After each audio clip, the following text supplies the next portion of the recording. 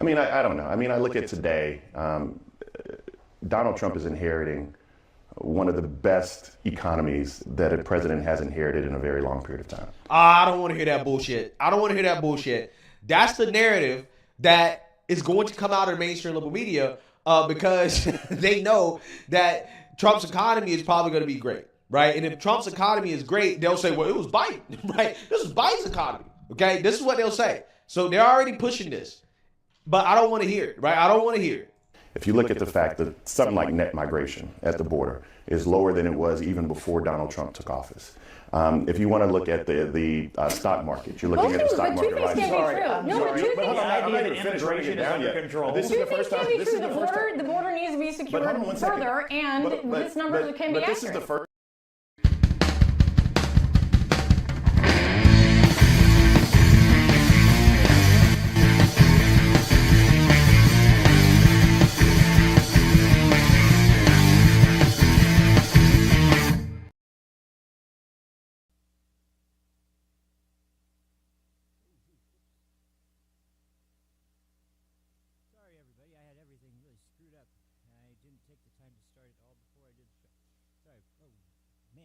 Again, this is coming in super low.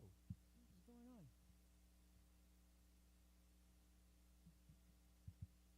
Okay.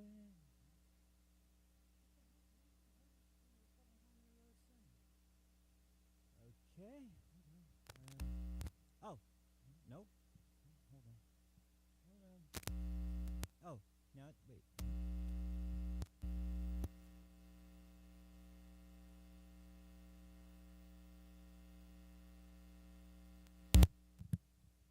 Okay, no, still nothing.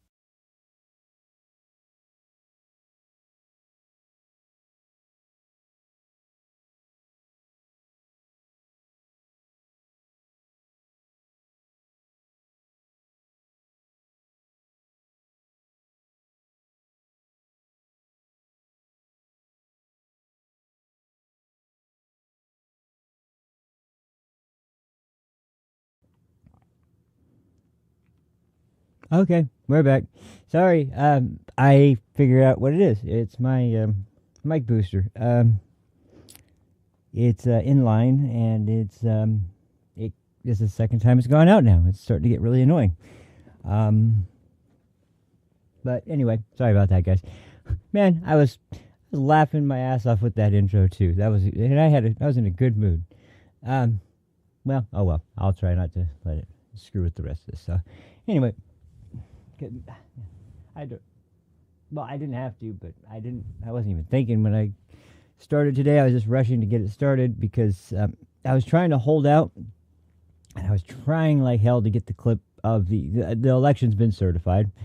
I saw the clip up, and I saw Kamala Harris presiding over the certification, and she had the gavel, went down, and everyone on the right started cheering, and I'm guessing the Democrats were all put on suicide watch, and yeah, that was so. I mean, it's I was trying to get something from that, but it didn't work out. That was why it took me a while, because I was putting some other clips together, and I was going back and forth trying to see if there's anything.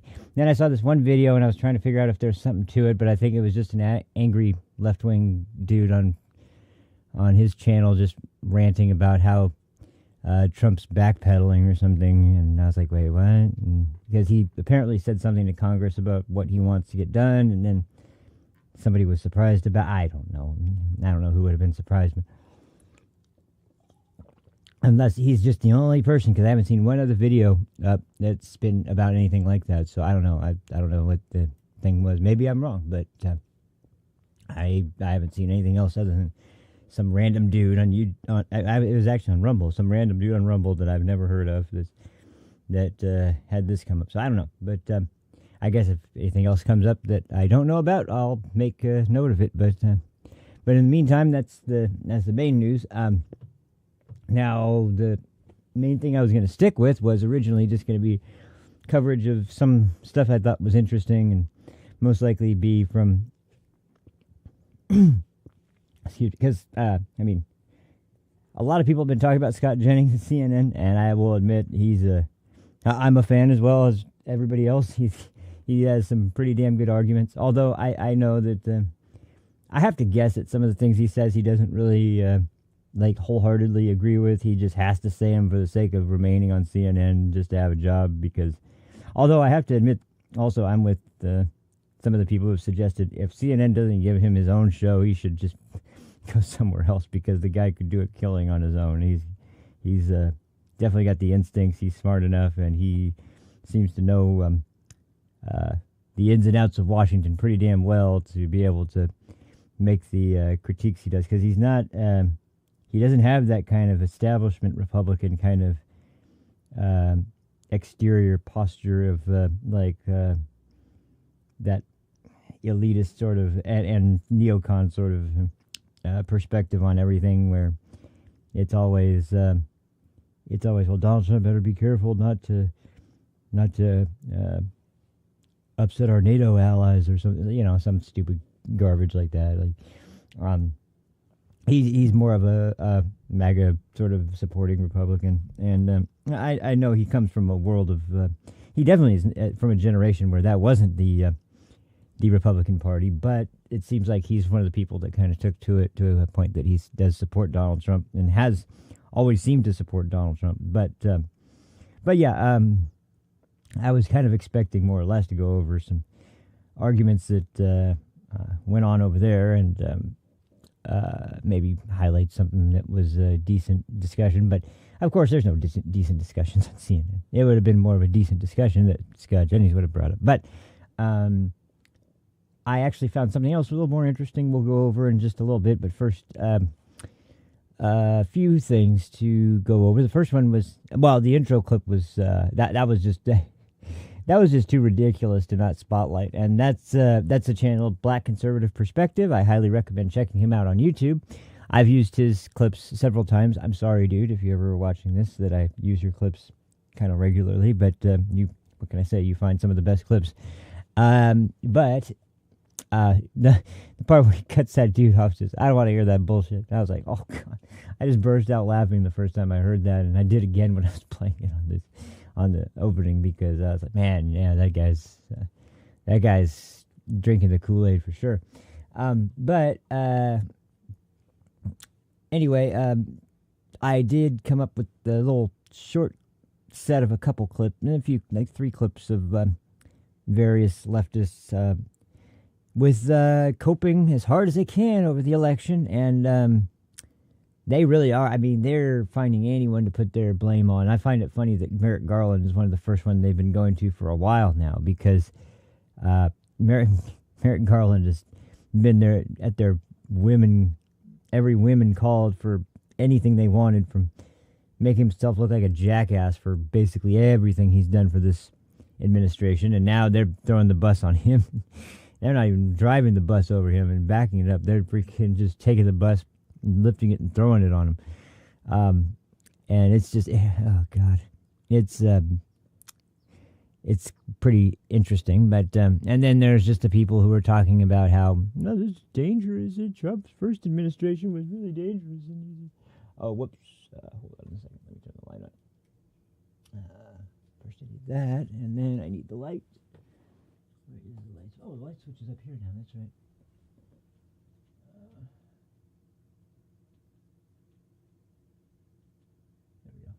Okay. All right. So yeah. I thought I wanted coffee, but I actually want a Monster now. Hold on just a second. I'll be right back. Give me just a second. I'm sorry, you guys. Today's a crazy day. So.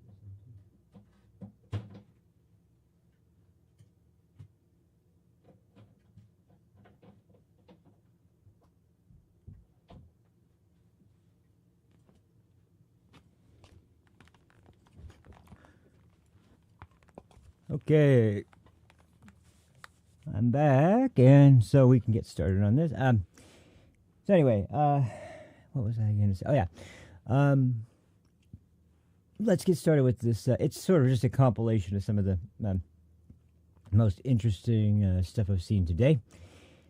Let me see if I can find it.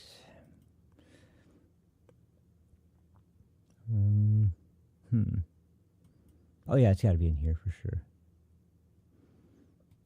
Here we go.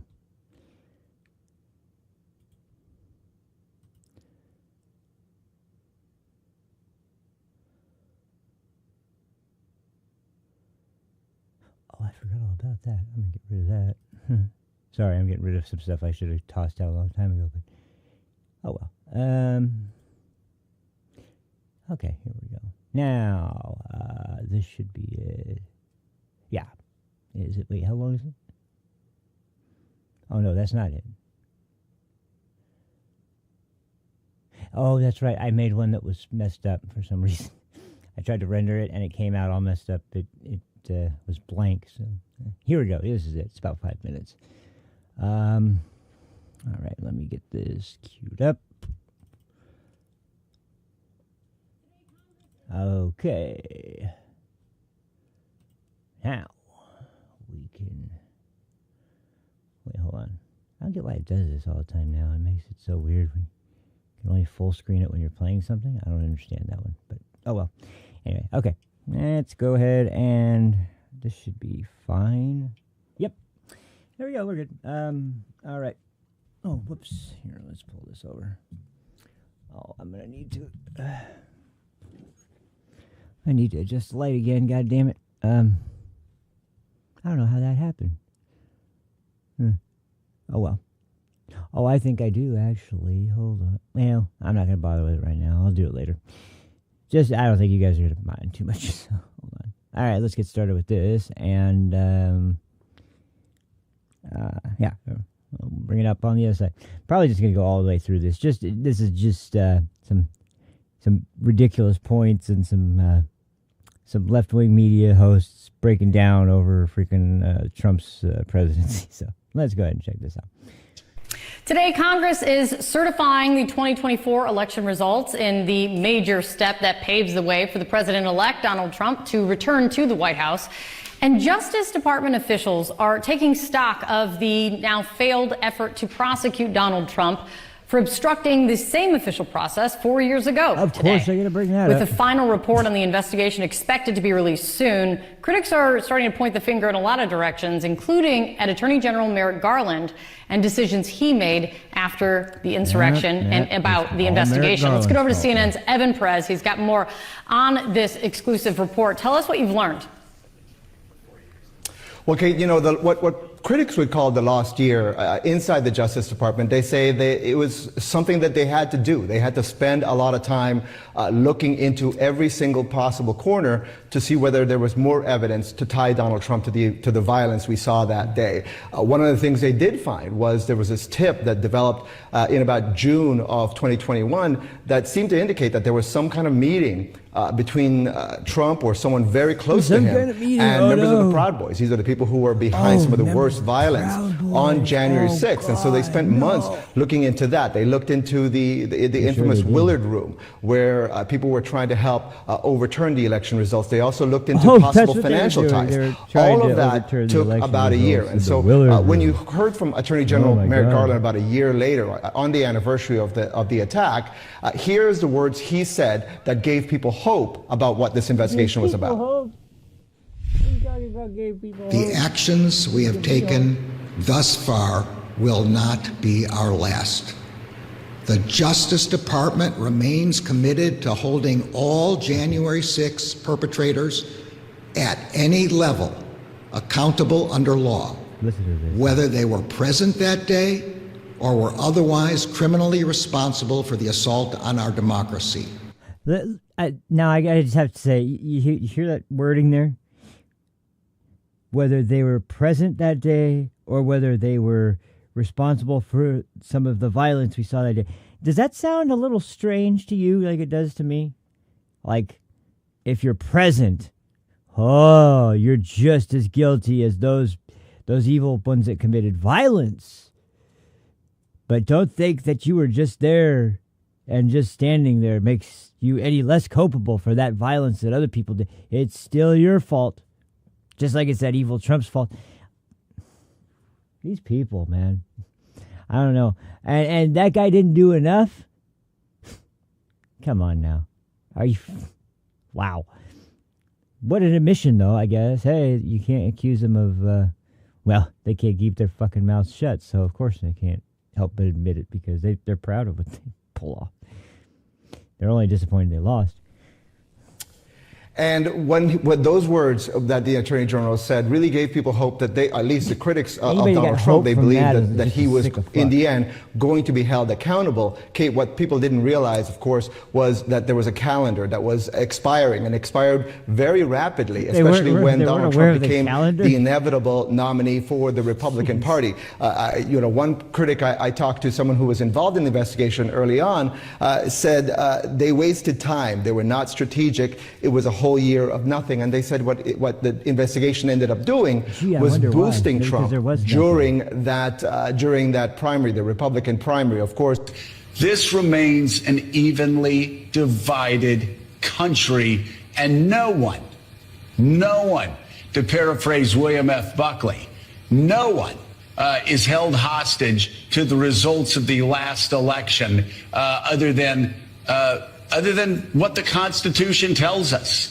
And so we are still a divided nation. And yes, Donald Trump won despite January 6th, but that half the nation was okay with that. Half the nation not okay with that. The debate continues in full. Brad, is it time for Donald Trump to apologize for what took bastard. place 4 years ago? I wouldn't expect Donald Trump would apologize. I think nor do I expect Democrats to apologize for trying to undo his presidency by all legal and extra legal means after that. Come on, Brad. Come on. No, Jim, look at our own polling. Look at CNN's own exit polling. Voters who said they voted on democracy were evenly split between Democrats and Republicans. Man. January 6th was a dark day in the history of our country. Donald Trump bears a lot of responsibility for that. It's something that should stay in his legacy forever. However, voters, they punished him for it. That's why he was behind Ron DeSantis by 20 points until Alvin Bragg indicted him. And once voters decided that Democrats were determined to prevent Donald Trump from being elected by any extra legal means, they decided maybe this wasn't as clear. I mean, shouldn't your party have just rejected him, just flat out rejected him, from Kevin McCarthy to Mitch McConnell to the whole lot of them? How could your party let him be the nominee again? Isn't that the question? Watch what Kevin McCarthy and Mitch McConnell said in the aftermath of that. And what does that They have to do with absolutely the did voting? condemn him. Mitch McConnell was still condemning him months afterward on the Listen floor. to this jackass Nancy that's Pelosi supposed decided to use January 6th for partisan gain, though. She appointed. That's not true, she Brad. refused to let Oh, Kevin that's not McCarthy true. appoint Republicans to the committee. She That's didn't not let true Republicans either. hire Yes, staff that to the is- January that is 6th Oversight 100% Committee. true. They didn't allow The cross-examination. January of 6th witnesses. committee had the Republican of all Republicans, Liz Cheney, on Liz it. Cheney, she was not appointed booted by her out of your conference. party. I mean, she wasn't appointed by her conference like Dick every Cheney's other daughter. committee. She wasn't appointed Good by the Republican. Republican conference. Good Republican. The Republican of all Republicans. Are you fucking kidding me? I'm sorry, but evil-looking eyebrow dude. No. You're fucking stupid. If you're talking about establishment Republican, that is the definition of that title, yeah, that's a little bit more on point. If you're talking about someone who actually upholds, like, conservative principles and Republican values, no, not by a long shot. And as a matter of fact, the whole neocon Republican agenda has been roundly, more or less, kind of rejected by the people. That's the reason Donald Trump won twice, because they don't like neocons. They don't like old school freaking warmonger conservative types like Bush and Cheney. They don't like that. They don't want to start, especially in the point when we're, no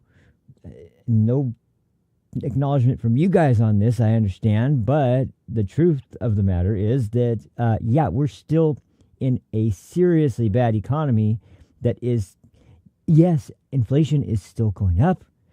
The fact that inflation is not, the rate of inflation has slowed does not mean that inflation has stopped, and people don't understand this whole thing when they say that inflation is going down. That just means that I can't believe people don't get this, and I'm sure everybody here probably gets this. I'll just go over it one time for the idiots that are probably not watching, but either way, let me break it down the way inflation works. Inflation going down means that inflation is still increasing. It's just increasing at a slower rate. Like instead of it increasing at 3%, it increases at 1.5% or 2%. It is increasing, but slower. They're running a victory lap because of that. Even though they jumped the prices of everything up by like this ridiculously high margin to the point that people can't afford food and gas and getting to work and their rent or mortgage or whatever it might be. They can't afford all the things they need. And that didn't happen under Trump. That happened under Biden. And the first stimulus happened under Trump. And yeah, we all expected that there was going to be some economic pains for that. There were some plans for how to deal with that probably would have included increased liquefied natural gas production, increased fracking, and increased trade. And then Democrats came in and scrapped all that, destroyed the whole idea, and put more regulations on fracking and drilling in this country than we've ever seen, which is why they always had to brag about the permits because the permits. Well, the permits don't mean shit if you can't use the permits because you can't, afford the, what is it called? The leasing or the, survey? It's like you have to know the land that you're leasing has some kind of oil reserve on it, so you have return on investment. That's the whole point of the way the leasing process went before this administration. And then in this administration, they decided, you know what? No, we're going to make all these regulations so that you have to pay this much money to even find if there's anything there. And then if you can't turn a profit off of it, you're not going to buy it. And most of the leases that were up were like, we don't know if. So you're leasing exploration. You're not leasing for the actual drilling. And so they tried to play word games with it. Like, there's all these unused leases. That doesn't mean shit. Once again, no company is going to just gamble with a huge amount of money like that if they have no guarantee whatsoever that they're going to be able to turn a profit, period. So you're blaming the fossil fuel companies for not wanting to use permits that you have no way to even, you're making sure, as a matter of fact, that there's no way to guarantee if there's any kind of oil or natural gas that will be able to be extracted from the area. Not one company on earth is going to do business that way unless they were going to be so mismanage the company so badly that they were just asking to be fired.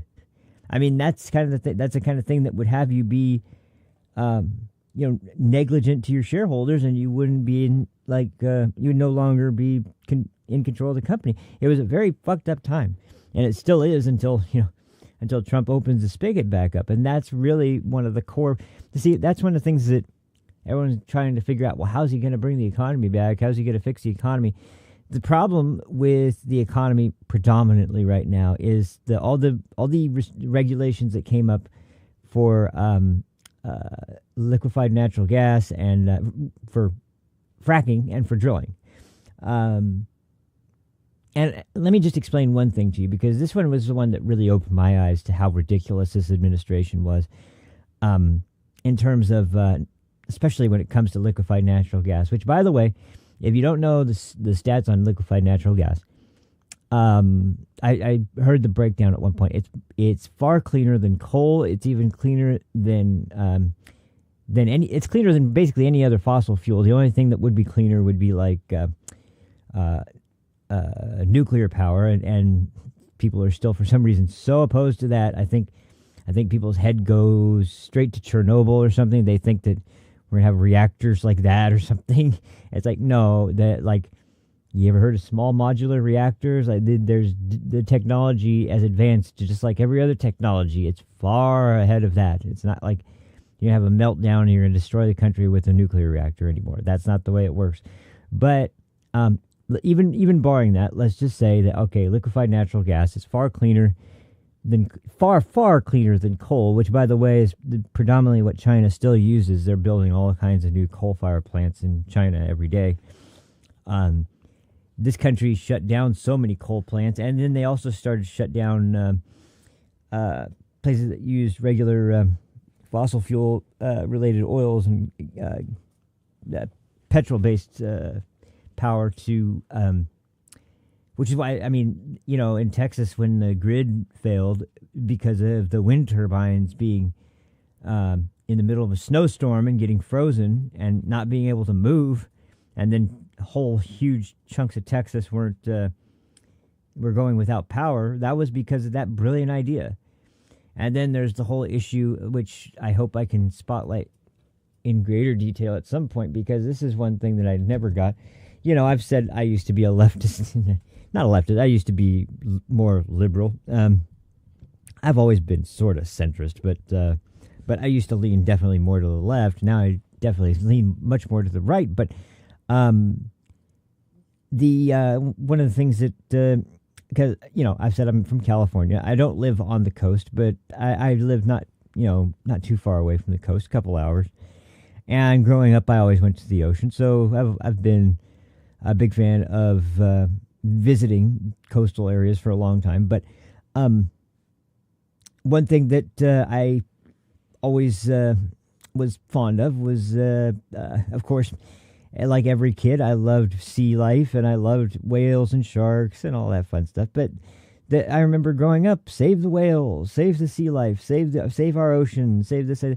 Well, okay. Well, guess what? Those offshore wind turbines that they like so much? Well, those cause vibrations underground, and whales are like bats and like other animals. They use sonar to communicate, so their hearing is very attuned to picking up even what would be low volume sound to any other life forms, like especially like humans who are attuned to hearing above sea level. Because the way that sound, the way that sound kind of is able to travel through water is very different. The vibrations are obviously very different through something as thick as water, but when you have something above ground that is spinning and vibrating and make it like a thud, thud, thud, thud over and over again, it's incredibly loud. It's incredibly loud and deep, and this just increased super loud thud, thud, thud. Somebody actually in the documentary I was watching put on headphones and heard it at full volume. That would be like what you would hear if you were in the water as sea life and hearing it. And she had to take the headphones off like immediately. Like it was hurting her ears. And now the whales that were beaching themselves and washing up on shore, one thing that wasn't reported very much is all the whale eardrums were like blown out and bleeding. They were all just their whole ocular cavity was, ocular? I think that's, is that eyesight? I'll just say the ear canal. Ear canal was completely blown out and bleeding very badly, and they realized very quickly that the whales were experiencing extreme pain and extreme confusion because of the wind turbines that were offshore that were not in the area before, and now suddenly they were, and the whales were just like, they were completely unable to navigate because they can't navigate without sonar detection to be able to navigate where to go, and they can't locate other whales that are in their same pod to be able to they won't be able to travel together. They end up getting lost, and they end up beaching themselves. And I think that in a lot of cases it might be a mercy suicide even in their case, because they're in extreme pain. And I don't hear one leftist that cares at all about that. They're too upset about the climate change, and so they don't care about the kids that have to work for tyrants and dictators around the world to mine the cobalt and all the materials you need to make them. They don't care about the slave labor in China that has to put it together. They don't care about the whales in the United States off the coast because of their incredibly painful death they have to go through to deal with these fucking ridiculous offshore turbines. And they don't care that when it gets really cold or the wind stops blowing, it's going to basically prevent them from working, period. Not to mention also that any birds that go near a wind turbine farm are going to be chopped to bits, which is why if you ever... I haven't actually personally looked, but I've seen photos, and you can see piles of dead birds sometimes underneath windmills. Like they have a sort of suction effect because the fan is the windmill itself is going to pull air in with it as it's spinning. And so any bird that gets anywhere close to it is going to be drawn in like a fucking tractor beam. And then it's going to get chopped to bits. And so, yeah, it's bad for wildlife in virtually every area. Even the solar panels that they would try to put out in the desert, that's not exceptionally good for desert life either.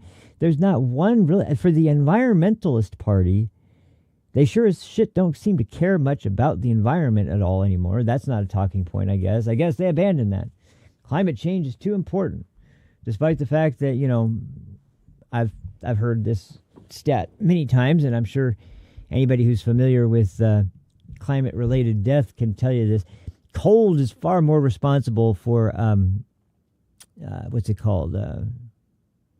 for deaths in history and even today than heat has ever been. And there's been instances of people dying from heat stroke or something where they're in extremely hot conditions. But when people talk about climate change, let's not kid ourselves about the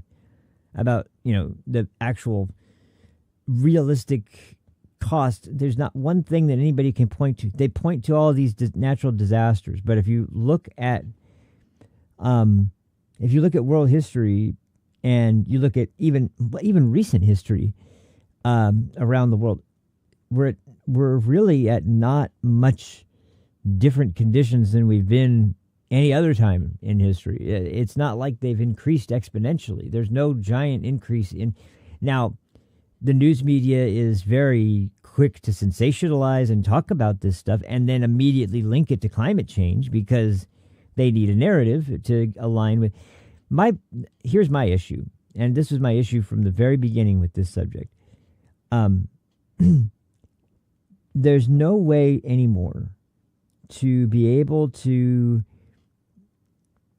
take this issue and think of it in just a purely scientific way. the issue has become so politically charged that it might as well be a political issue now and not a scientific one, because everything's been tainted. Even the scientists that do the research on this, almost all of them are slanted in one direction. So you're not getting data that's based on like actual scientific research. You're getting data that is coming from skewed perspectives that are looking for a result, which, by the way, is the exact opposite of the way the scientific method is supposed to work. You're supposed to go in with a hypothesis, and you're ultimately trying to prove it wrong. You're not trying to prove it right. That's you're not looking for signs that oh, that must mean climate change.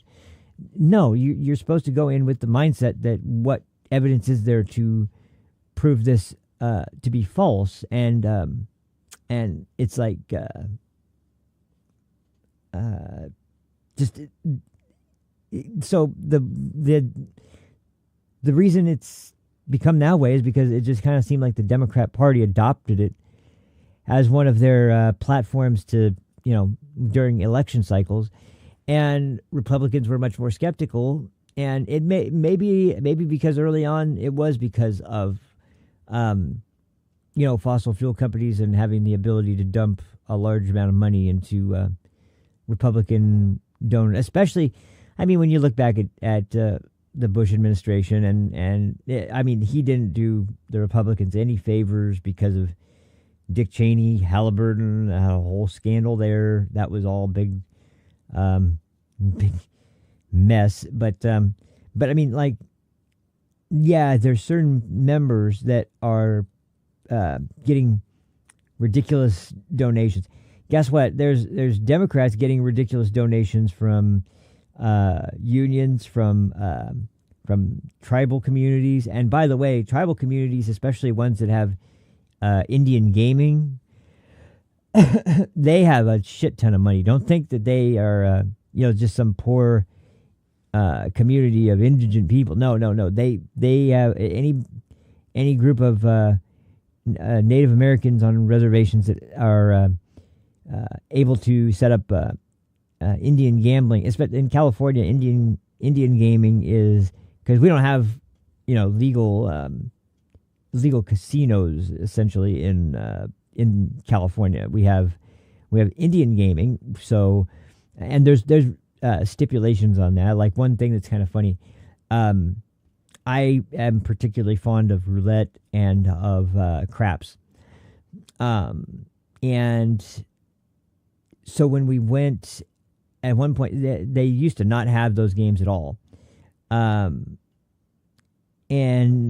at one point they finally brought them in, and we were like, oh, awesome. And when we got there, I was a little confused, but I finally figured out what they did to get around it. They turned them essentially into a type of card game, and the way they did that was, let's say it's craps. Now, you guys, even if you don't know how to play craps, this will still hopefully make sense. When you roll a certain number in craps, it means a certain outcome, but it means a certain outcome depending on what turn it is. So on the first roll, a number like 7 will mean pass. I believe it's pass. And then there's like snake eyes, and 12 you'll crap out. It might be 11 and 12. I haven't played craps in so long now, but anyway, I know snake eyes and 12 will crap out. Now, whatever number you roll besides those becomes the new passing number. And then now 7 will crap you out. What they did was they took cards, and each card stood for a different number, like dice number. And so essentially they would take the cards and they would put, I think they had to take out like either tens or kings or something like that, because they had to have one less number to account for the dice being unable to be counted. But essentially, and ones, I would guess, too. But what they would do is they would put each number with a card on top of it. So that number that you needed to roll, it would change every game based on the card that they would randomly put down in the slot over each number that you could roll on the dice. And so it became, in that way, a sort of card game based on the fact that you were rolling the dice just like you would in craps, but the numbers that you normally would roll would correlate to a card that was randomly placed at the start of the game, so that those were the numbers that became the new winning numbers and losing numbers. It's kind of weird. It's definitely weird, but it made sense. And I actually did pretty well when I played, but that was how they kind of got around it for a while. Now they didn't anymore. They kind of did the same thing with roulette. They took a roulette wheel, but they made each section the ball could fall in have a card that they slid into a little slot that was on the wheel that spins, and when it fell in the hole and they took the card out, if it was black or red, that is a nice part about cards. They're either black or red, just like in craps or in roulette. And then there's also a number. I don't know I'm not sure what they used for. I think they used the jokers for green, actually, if I remember correctly. But yeah, everything else was kind of, and then just the whole table was, because there's 48 numbers on a roulette table plus the two. There's green 0 and green 00, so there's a total of 50 cards. So that's just 2 cards short of a full deck, and I guess maybe they couldn't use the jokers. I don't know. But either way, the point is that that was how they got around the rules. Now, like I said, they're gone now. But that's how Indian casinos. You would think that, like, and the reason is because, like, dice games are, I don't know, roulette. I really don't know why roulette was as contentious, because in California, dice games are the ones that are sort of illegal gambling. And I have no idea why they made that distinction. Once again, California is just a wonky state. But yeah, dice games are not allowed to be played in any type of gaming establishment. So it was always, the biggest draws for people that didn't want to sit at a slot machine all day playing games. Biggest draws back then were the card tables, blackjack and poker and different card tables. But when they brought the craps table in and the roulette wheel in, they actually brought in, and this was my favorite thing, actually, they brought in an automated, and this is something I didn't understand either, because they brought in an automated mechanical roulette machine that was under a big sheet of plexiglass and ran all day by itself, without any input from anybody. It could run while no one was betting.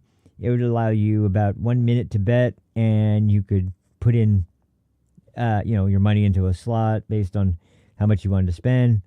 You used a touchpad to put money on whatever you wanted to. And so I ended up, I actually, once again, I did pretty well there. I actually probably did better there than anywhere else. And it's because I'm the kind of gambler that once I start to get a little ahead, I'm like, okay, I'm out of here. I don't like, once I start to win a little bit, I don't want to win anymore. Unfortunately, I usually end up going with people that aren't exactly like that. It kind of forces me, when I'm bored, to start kind of using it, but then I walk away again. I'm like, okay, I lost a little bit and I don't want to play anymore. But anyway, that one ran just like a normal roulette wheel, and it was running all day. And I guess the only thing that was different was because there was no human interaction with the wheel spinning, with the ball, with anything involving the machine aside from the people that were betting. Because of that, I guess that was fine too. But now that machine's gone as well, so there's really no more reason for me to go anymore. No, there is, but I really, it's not the same kind of draw for me anymore. But I mean, that place gets a ton of business, I'll just say right now.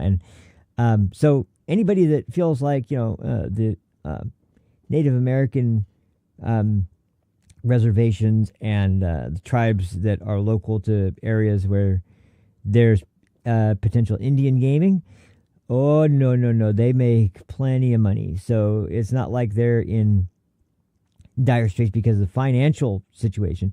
They're in dire straits because of how much government has say over what happens with the communities. And I don't know what it is, but there's a lot. They have their own police, they have their own, and that's stuff that we have voluntarily allowed the Native American population to sort of just blanket be given by way of the vote to accommodate them to something that they potentially have their own control over, and that's fine with me. I've got no problem with it, aside from the fact that once again you'd have to. Why did I bring that up in the first place? What was I talking about that for? Well, it was about. It was about land and drilling, and anyway, and that was it. That was also, it was because of the whole old leftist agenda of preserving wildlife and preserving our oceans, and also where we spend money, where we give money, where money is needed, where we can potentially skim some money from to be able to give it to other areas where we need to, or cut it altogether because our budget is out of control. So all these things are things we need to be thinking of, but the left has been completely unaware. So that's right, we were on the liquefied natural gas and that description. Anyway, I think I made my point there, though. But once again, I think that when it comes down to this administration's first goal is, aside from the border, when it comes to bringing inflation down, that was why. It was because I was talking about that clip of how he's going to be inheriting this wonderful economy. Yeah. But in actuality, it's not at all going to be a good economy that he's going to be inheriting. But like I said, I think that people don't really recognize at this point how much damage they always talk about the Keystone XL pipeline, which, yes, that was a big deal. That was a very big deal. But it wasn't just that one. There was another pipeline. That was where this was leading. I remember now. And I'm sorry, I completely lost track. But anyway, so they completely basically shut down tons and tons of places that were already certified to be either open for exploration and for drilling or fracking, or they had been open for exploration or whatever. They essentially axed a lot of those, not just Keystone XL. And one of the biggest reserves is ANWR in Alaska. Now, if you don't know this, I don't blame you at all, because I didn't know this at all either until I heard the process one time by a congressman from Alaska. That now listen to this. This is the process by which the people in Alaska, and in particular in ANWR, this is the process I think that was specific to them, but it may be the entirety of Alaska. I don't know for sure, but I do know that at least this region was how they went through the extraction process. Now, this is a time-sensitive way of doing it because it has to be during the winter months with the most snow, and it has to be at a time where they can have sufficient time to put together the rig and get vehicles prepared to move the rigs while the snow still exists. Because what they do is they prepare the route that the rig would take by flattening the snow down into slick ice by usually just driving something heavy over it that's got probably not a steamroller, maybe a steamroller, who knows. But I'm not sure exactly what it was. But essentially the ice becomes flat and slick. And what they do is they take smaller vehicles, or just one larger vehicle, whatever it takes, and sometimes they're not even fossil fuel powered vehicles. Sometimes they're some type of electric equipment that can be used, because even though an oil rig is huge, the the thing itself, or when it's broken down into parts, it can be slid along the ice very easily. So they actually go through the trouble of making sure they take as few vehicles as possible and as few pieces of machinery as possible to move along the rig, and all of the tools necessary to do the extraction by pushing it along this tract of ice to the site where they drill. My mind was blown by this, and the whole purpose is to minimize the amount of CO2 that gets emitted into the air by means of them doing the extraction process. I couldn't believe I was hearing this, and this is from a conservative who was pro-drilling, pro-fracking, pro-fossil fuels, pro-liquefied natural gas, and yet they were going through the most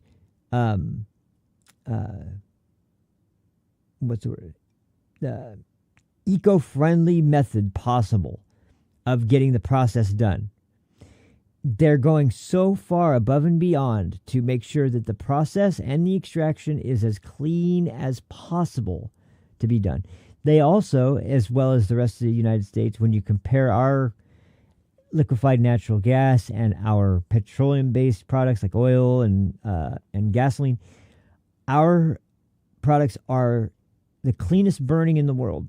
The amount of emission that comes from our resources compared to a place like Russia or Saudi Arabia is like it is like a, I don't know exactly if I heard the figure correctly, but it's like a quarter of the amount of CO2 emitted from somewhere like Russia, because our process is very, very highly refined. It's got a lot of highly rigorous standards that it has to abide by in order to go through the extraction and the refinement process. And I'd say that having all those things in place, combined with the fact that it's done in a responsible way, and that if we were like, here's kind of the results during Trump's administration, actually our emissions went down. Our CO2 emissions went down to historic lows under the last administration. They don't want to tell you that. They would deny it up and down because they'd say, well, we were burning fossil fuels still. Yeah, and guess what? It wasn't coming from cobalt mines in Africa or from slave labor in China, and it was producing less. It was producing less CO2. And if the goal is to not emit as much carbon dioxide, then why would you not want that process? Because they call it global warming for a reason, or global climate change for a reason, for whatever, stupid terms they give it. But even if you thought all that stuff was true, wouldn't you want the country that produced the highest quality natural gas and petroleum-based fuel to be the dominant producer? No, of course not. You just want to do away with the whole process because you're nihilistic and you don't care. It's so insane to me that is how, once again, this is like, dogmatic levels of religious religious practices. Like, these are people that are fanatics over their religion of choice, and their religion of choice is leftism. It's not, anything that requires belief in well, I guess it is belief in a superior being, and that superior being is the government. It's going to solve all your problems. Unfortunately, the government's not interested in solving everybody's problems. It's interested in, well, depends on the government, but it could be interested in some pretty bad things. I'll just say that much at least. But anyway, it's just to show that the way that it's been represented to the people, that these corporations are evil, greedy organizations that are sitting around twirling their mustaches and counting their giant stacks of money, and they are more than willing to watch the forests wither and die and the oceans get overflowing and ocean levels rise because of global temperature change, worldwide temperature changes, and all this other shit. No, they actually are very economic or ecologically aware of the types of things they're doing. That's why the refinement process has improved over time to the point that we, in the United States, once again, have one of the most ecologically friendly ways of actually doing this process than anywhere else in the world. And they wanted to just throw that away. Unfortunately, though, once again, that didn't exactly go according to plan, getting people to just ditch their car immediately. Because believe it or not, to them, which this was apparently a surprise, I don't know, I could have just asked a few people and I probably would have got a good idea, but people tend to like their fucking cars.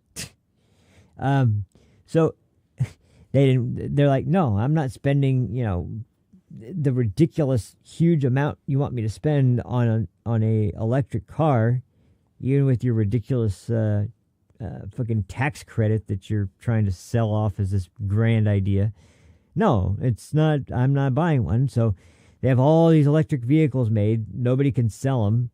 And what do they do when that fails? Well, the first thing they do, just like with everything else, is they blame the lowest level people. Like they blame the auto dealers. You're not selling them fast enough. You're not marketing them correctly. You're not doing this. You're not doing that. It's just like with the grocery stores groceries are out. Oh, there must be price gouging then. Oh, we need to stop all this price gouging. There's no indication whatsoever that grocery stores are price gouging. But that must be it, because it couldn't possibly be that we fucked up the economy so bad with our insanely massive bills that we passed at the beginning of this administration, when they had both the freaking chambers of Congress and they had the White House. No, they couldn't possibly be responsible. And another thing I love, they try to say like bipartisan. This was bipartisan.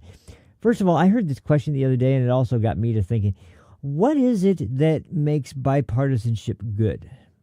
Why is it good to be bipartisan just for the sake of being bipartisan? Like honestly, when you can work together, it's nice, but only if you're doing it in good faith and in a way that is truly meant to be working towards a goal that you guys have determined by way of hearing from your constituents that this is the goal they want achieved. So if there was, like, say, bipartisan effort to close the border, and it was done in good faith with an actual attempt at stopping people from illegally entering, yeah, that would be good bipartisanship.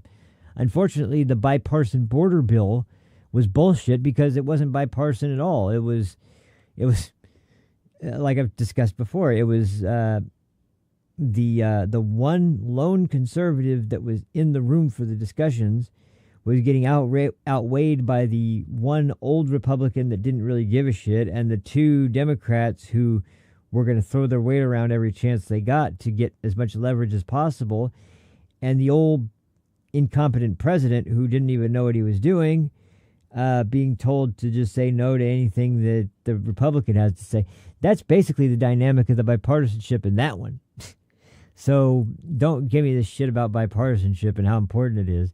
Because it only seems like bipartisanship is so important when it's the Republicans that have the majority. When Democrats have the majority, well, fuck bipartisanship. That's like, I don't care what you guys want. That's why we're going to, confirm judges that have written articles about how the Republican Party is stupid. I mean, literally, you had nominees that had written opinion pieces for newspapers about how the modern day Republican Party were appealing to the lowest IQ Americans or something like that. It was ridiculous.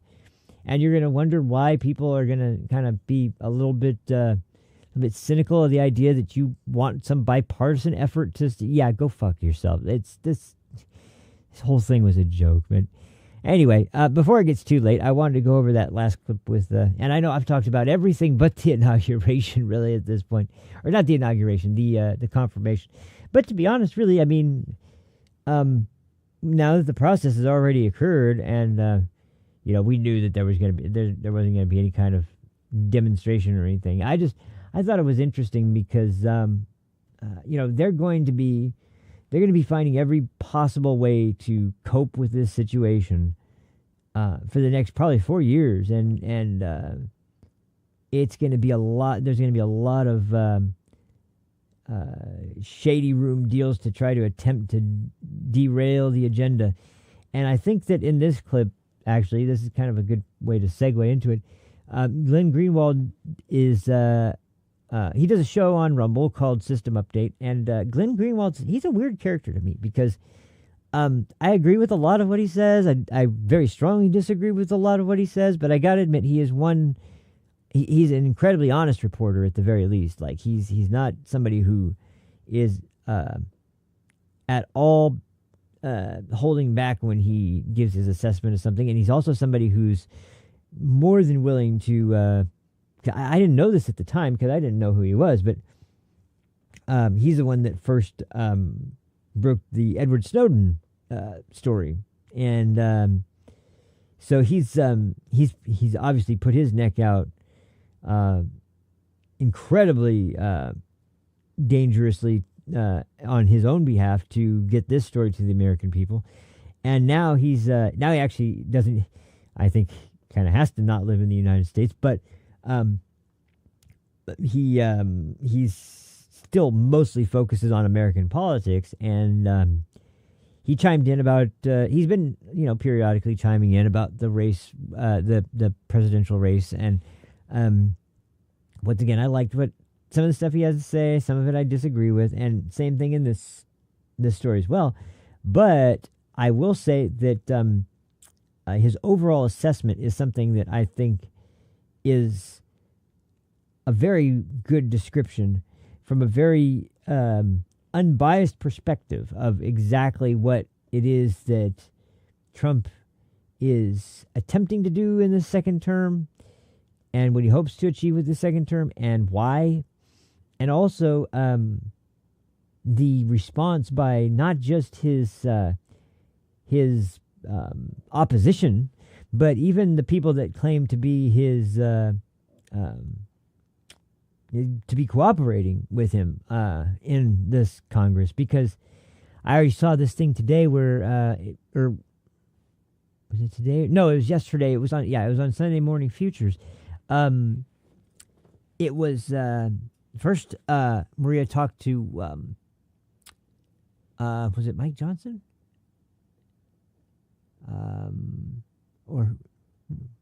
Who was it? Man. Oh, I think it was Mike Johnson. And I was surprised to hear this actually, because at first I think he was saying the opposite, but this is what Trump said now, and so I think that if there's one thing, once again, like I said with Mike Johnson, it's not like he's the most exciting choice and probably not even the best choice. But one thing that you can say for sure is that he's going to be someone who's going to be, without a doubt, 100% somebody who's going to fall in line with Trump's agenda. Because despite anything that Mike Johnson may have that is working against him, one thing that he's shown several times is that he does have immense respect for Trump, and he does very much fall in line with Trump's agenda when he is sort of free to express his opinion, it seems like. But the problem is when other congressmen start weighing in and trying to convince him otherwise, he becomes a little too amicable, a little too adopting the mentality kind of the just go along to get along kind of idea.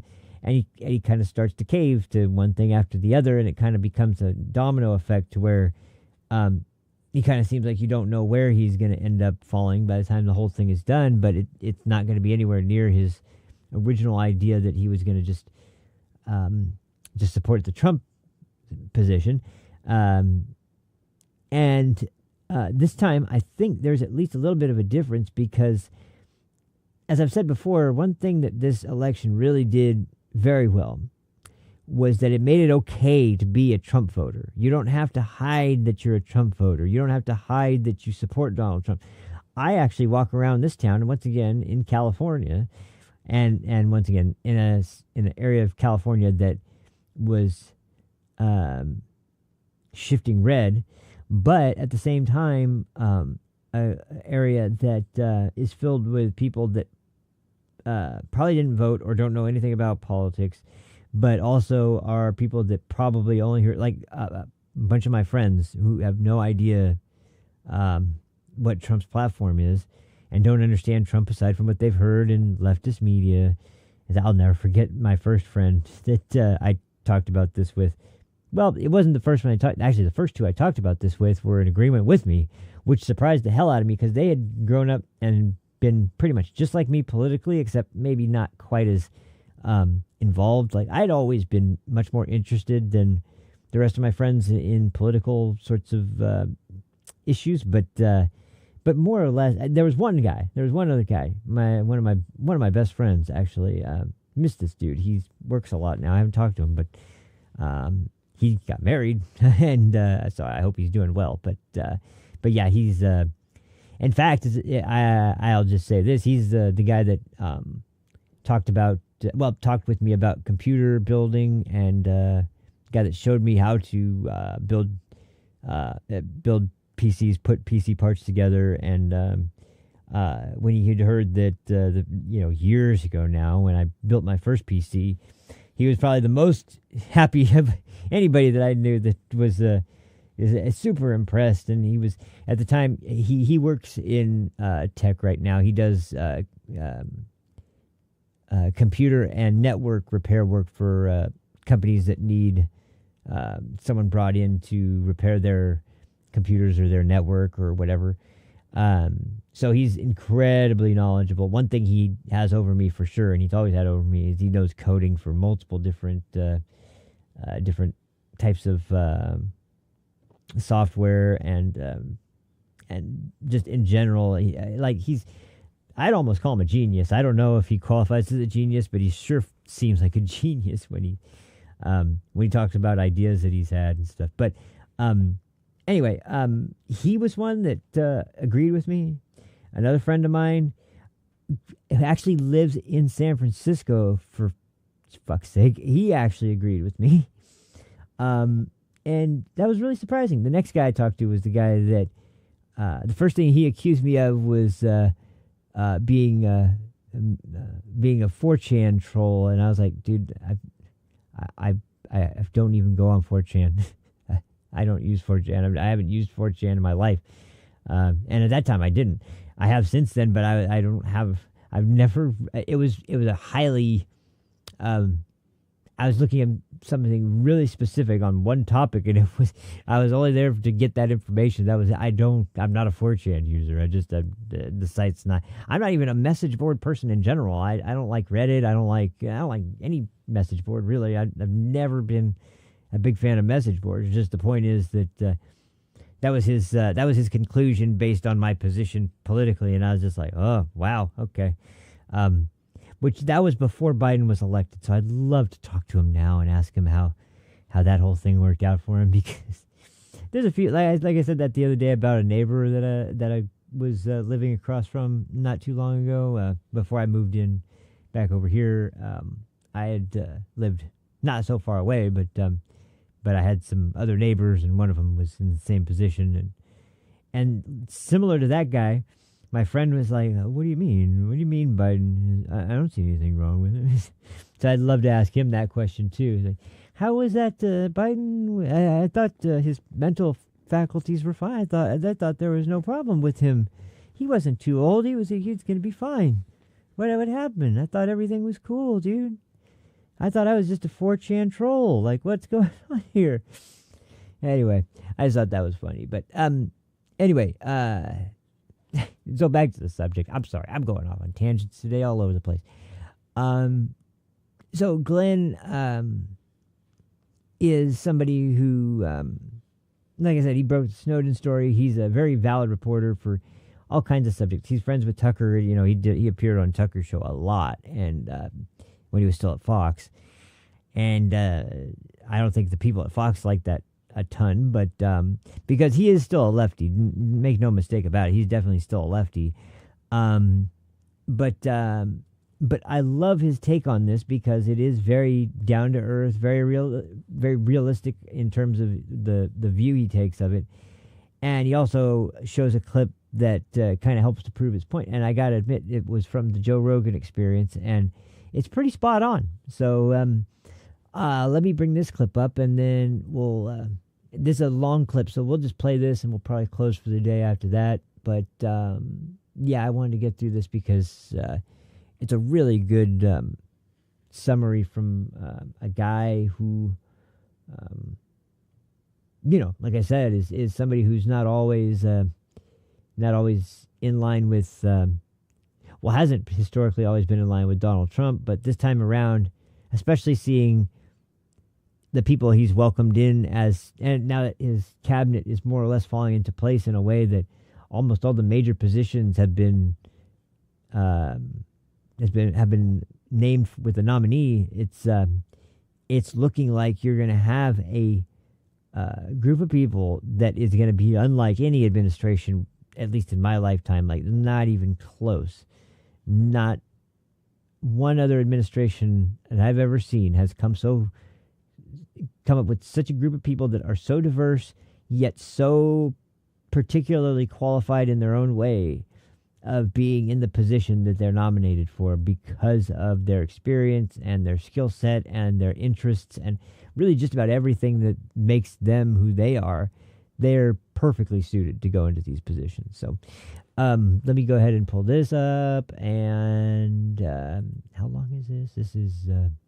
yeah, it's about 22 minutes, so this will be a while. But that's why it's probably a good idea to close this show out with this. So we'll go ahead and... oh, yeah, I turned that off. So we'll bring this up and... oh, whoops. I have to... okay. All right, so... here we go. Oh, man. That didn't help. You know what? I want to try one thing. I'm sorry. I have an idea. So.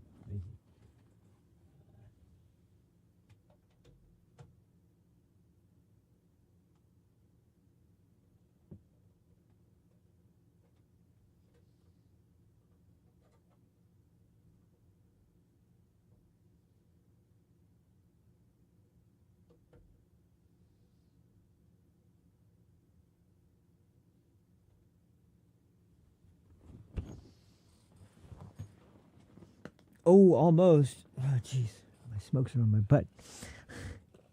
I think I could fix that if I get it just a little bit more. Oh, you know what? I'll bet you. Yeah. You know what? I think it's actually the other one.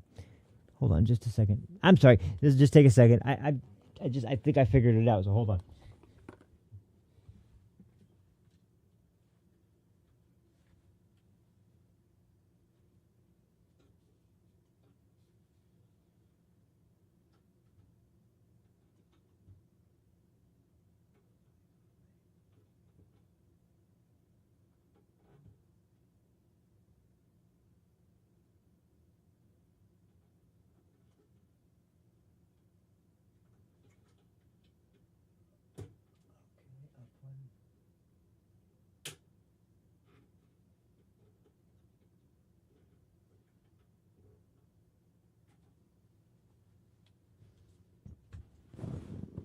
Oh, man. Yeah, okay, so when I sit down, it pops up, but when... it's got to be reflecting, then. You know what might do it? This is the last thing I'll try. I promise. I won't hold it anymore. I need to do this on my own time, God damn it. Of course I didn't do it on my own time, though, so...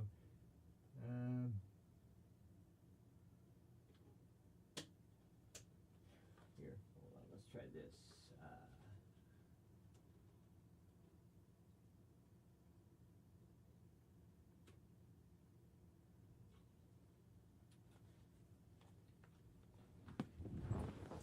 There we go. I thought of.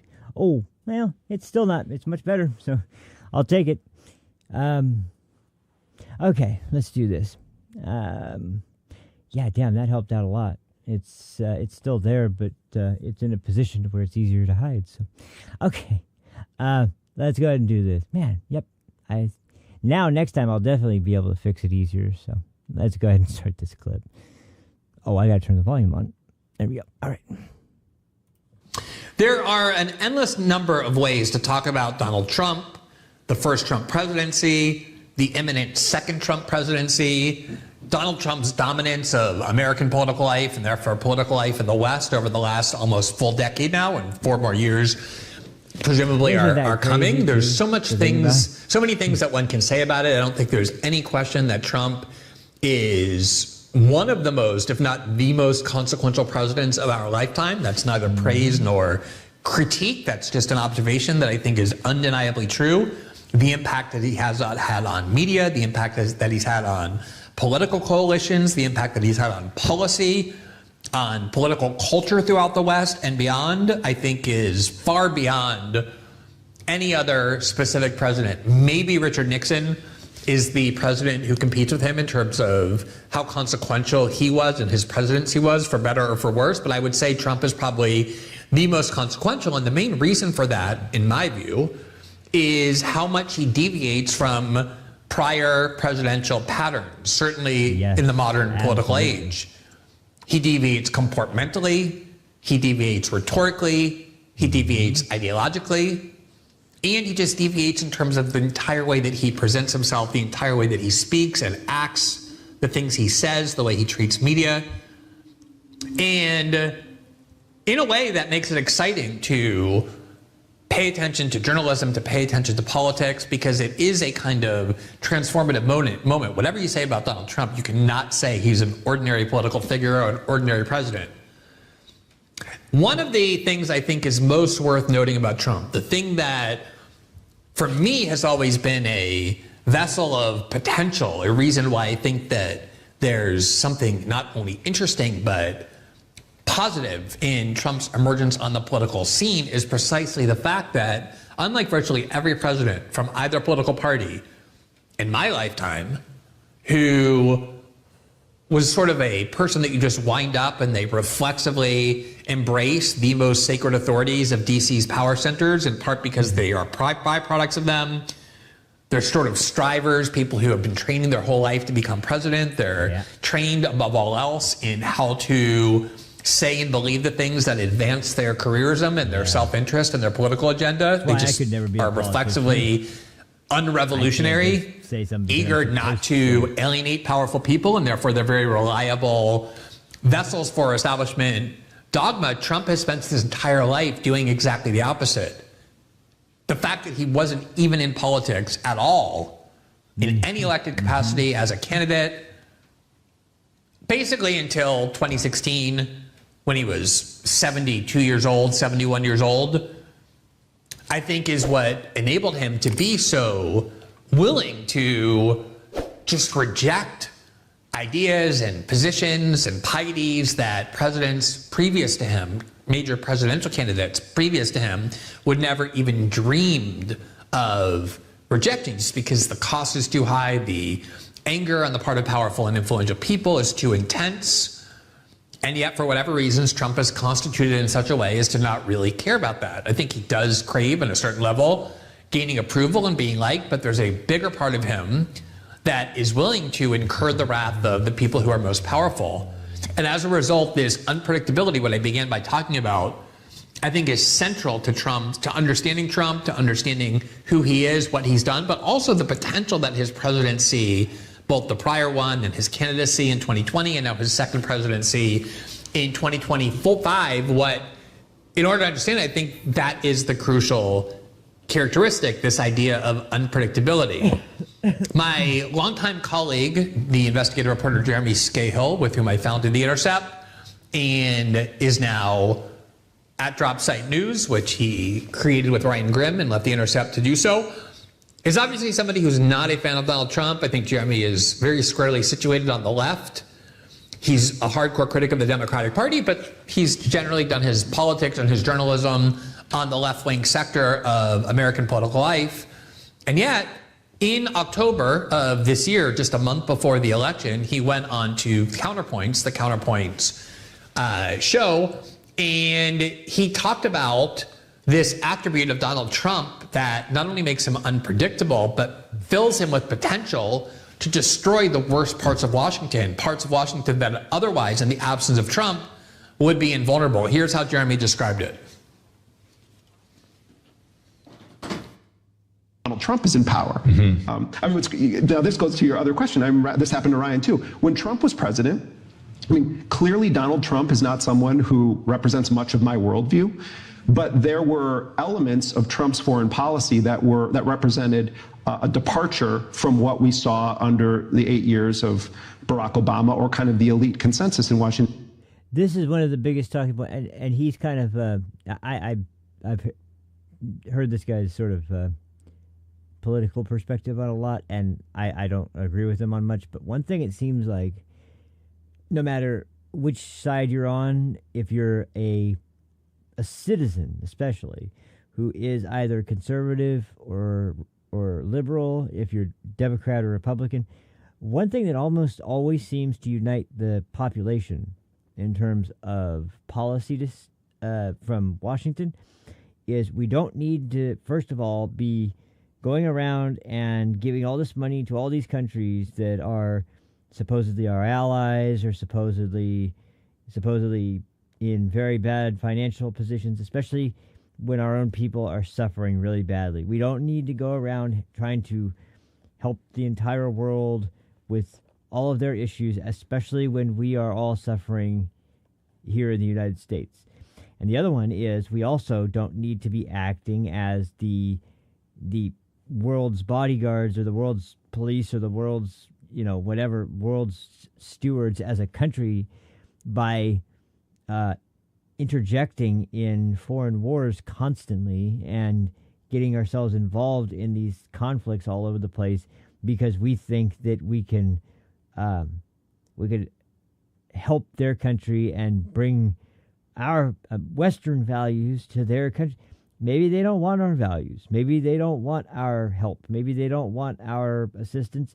And maybe they even will pretend like they will, but, once we are done, they're just going to go right back to doing what they're doing. I mean, we've seen that kind of same story play out time and time again, and yet we still do it. And Trump is, the whole America First platform is based on that being such a ass-backwards way of looking at things. No, we need to take care of our own people and our own country and our own needs first, and then we can think about places that maybe we can try to help out that are in trouble by lending assistance. That doesn't mean just dropping off pallets of huge amounts of money and just handing it to the local leaders and saying, here you go, take care of your country. Because in all likelihood, that's going to lead to corruption like it has time and time again, and it's going to lead to a worsening situation of the area, not better. And once again, that's something we've also seen time and time again.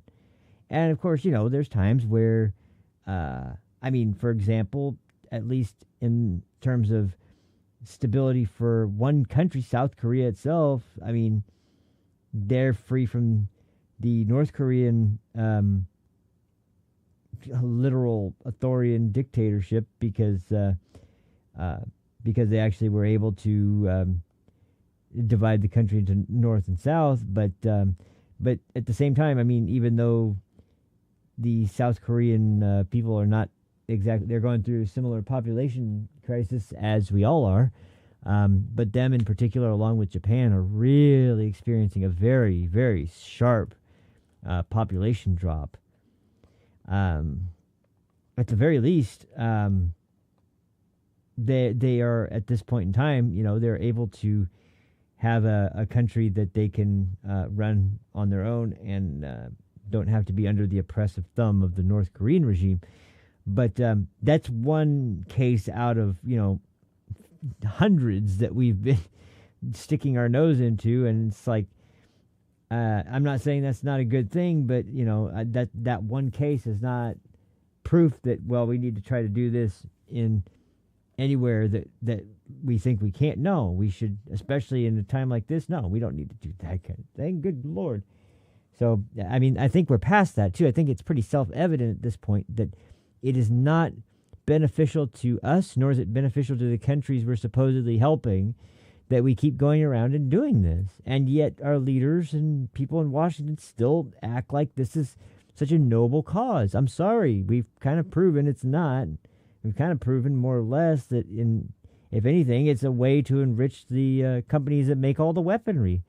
Those seem to always be the only winners in these situations. So I don't know, but it should be pretty obvious at this point that that's not the right way to handle foreign conflict and foreign relations. So anyway, I just had to interject that because I think that's one of the, if you want to highlight our unanimous agreements on both sides when it comes to the population and the voting, the voters of America, that's one issue that I think, like even in Ukraine, I mean, I'm sure everyone can sympathize with the Ukrainian people, but we should have not even been anywhere near getting involved in that conflict. And the reason I think they were invaded ultimately is because we were involved. We should never have been involved in Ukraine as far as attempting to essentially puppeteer our way into getting a United States or Western approved leader there, and then having him attempt to denounce Russia or to antagonize Russia, and then the final straw, of course, was Kamala Harris suggesting that they should be in NATO. And it's like, dude, this is the red line that Putin said over and over again is the red line. This is the one that you never do. And you guys got so goddamn arrogant, you just decided, he's not going to do it. No, he did it. He did it. And now you want to say, Putin, he's so evil. Maybe if you guys hadn't antagonized him for decades now, it wouldn't have happened. But you just have to, it's not that you have to have an enemy. It's that you have to make an enemy, and you have to make him even more and more angry consistently to make him look even worse when people don't know what's been happening. It's like he had no hand in anything going on in Ukraine till Obama came in and wrecked that situation in the first place. And then with this administration, they decided to make statements like, well, it'll be a response in kind, or if it's a minor invasion, that's one thing. But like the stupidest fucking possible ways to ever discuss a conflict on a global level, to go around with a nuclear armed superpower, nonetheless. Sorry, bad ideas, and it's really depressing, because if you really truly feel bad about what's happening to the Ukrainian people, I have to say that the people that are very largely responsible are the Biden administration and Boris Johnson from the UK, because there were chances over and over and over again, and they kept getting slacked down or ignored, or whatever it is they needed to do, but they just looked right past them and said, no, you don't have to sign that. You don't have to be involved. You don't have to make peace with Putin. Who would make peace with Putin? This disdain they have for Putin too is so strange. Out of all, I mean, yeah, okay, Putin's a bad guy. Yeah, wow, surprising. You know how many bad guys there are that are leading countries around the world? You know how many are out there that are far worse than fucking Putin? Anyway, we'll get back to this. I'm not saying he's a good guy. I'm just saying that, like, if you're talking about somebody who's an evil prick, I think you could pick plenty of leaders out there that would be far, far more devastatingly brutal to their populations than Putin. So, anyway, Go ahead and get back to it. In D.C. And anytime we would point out, like I did a story at one point where I was talking about Trump's kind of stated opposition to forever wars. And I wrote something and did a podcast on it that said that Trump might be our best bet to actually get out of some of these. And I was making a complicated argument that had to do with the nature of this alliance between the neocons and the Democrats and how Trump, whatever you think of him, represented, Cy Hirsch said at the time, as a circuit breaker. This isn't to praise him, it's to state facts. Well, people went completely nuts. Oh, Scahill is pro-Trump. Oh, you called Trump the dove. I never called Trump the dove. The guy expanded drone strikes. He used the mother of all bombs. He assassinated Qasem Soleimani at back. I mean, Trump was a highly militaristic president, but he had certain basic things that he had put on record that were a departure from the way that Democrats and Republicans talk. And I think we have an obligation to point that out and not just treat it as, orange Hitler is coming back into power. Like, we have a responsibility to say what's true and what's not. Now, you can quibble with certain characterizations, but the core point, I think, is not just so important, but so true. The mere willingness of Trump to disrupt the D.C. bipartisan consensus that has dominated Washington for decades is intrinsically valuable, even if the way in which he deviates is a way that if you think he's going and making things worse or going in the wrong direction, just the fact that he's willing to unravel this entrenched, ossified stability that has dominated Washington ideology for decades. They create theater about certain kinds of disagreements. We have talked before about how, in fact, last night, about how Joe Biden, in the context of giving Liz Cheney a presidential medal in 2008 said Dick Cheney is the most dangerous vice president this nation has ever had. He's a threat to all things decent, all things constitutional. That was what all Democrats were saying about Dick Cheney. And then just a few years later, when Dick Cheney's bust, his marble bust, was unveiled to sit in the House of Representatives, Joe Biden not only eerily went as the vice president, but heaped praise on Dick Cheney and said, I have the secret to share with you. I like Dick Cheney. And then, of course, Dick Cheney ended up endorsing Kamala Harris, as did Liz Cheney, and Liz Cheney became an icon and a hero of the Democratic Party because this bickering is all theatrical. They call each other names in public to give the illusion that they're at each other's throats, to make people think that the two parties are irreconcilable. It's the same thing with George W. Bush and Nancy Pelosi, who used to say the most vicious things about each other. But all along, according to Nancy Pelosi's daughter, Christine, George Bush was like a member of the Pelosi family. They loved each other, Nancy Pelosi and George W. Bush, and still do. It is a ruling class that finds self-identity in one another far more than anybody else. Tucker has a really good way of explaining this as well. He's said this a few times. He said, if you think Mitch McConnell is aligned with your values, I have a harsh reality for you. Mitch McConnell has more in common with Chuck Schumer than he does any Republican voter in the country. And it's true. It's absolutely true because he's part of the Washington elite swamp that has been there for decades and is more concerned about power than anything else. He might be Republican in name, but I can tell you when if you were to be someone in a room with you and you're a Republican and Mitch McConnell and Chuck Schumer, Mitch McConnell is going to be completely not interested in talking to you, the Republican, even if you are a lifelong dedicated conservative. He's going to be far more interested in talking to Chuck Schumer and have way more in common and way more similar worldview and values as someone like Chuck Schumer than someone like a staunch, lifelong conservative voter. That's just the hard reality of the situation. So that's one of the main reasons why. I mean, these people, they're not even representatives of their, districts or whatever anymore. They are the caricatures of lifelong career politicians. They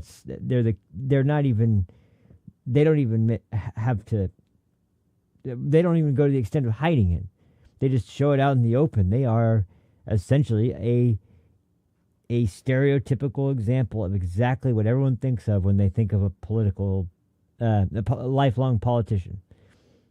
Dishonest, completely two-faced, all the qualities you can think of.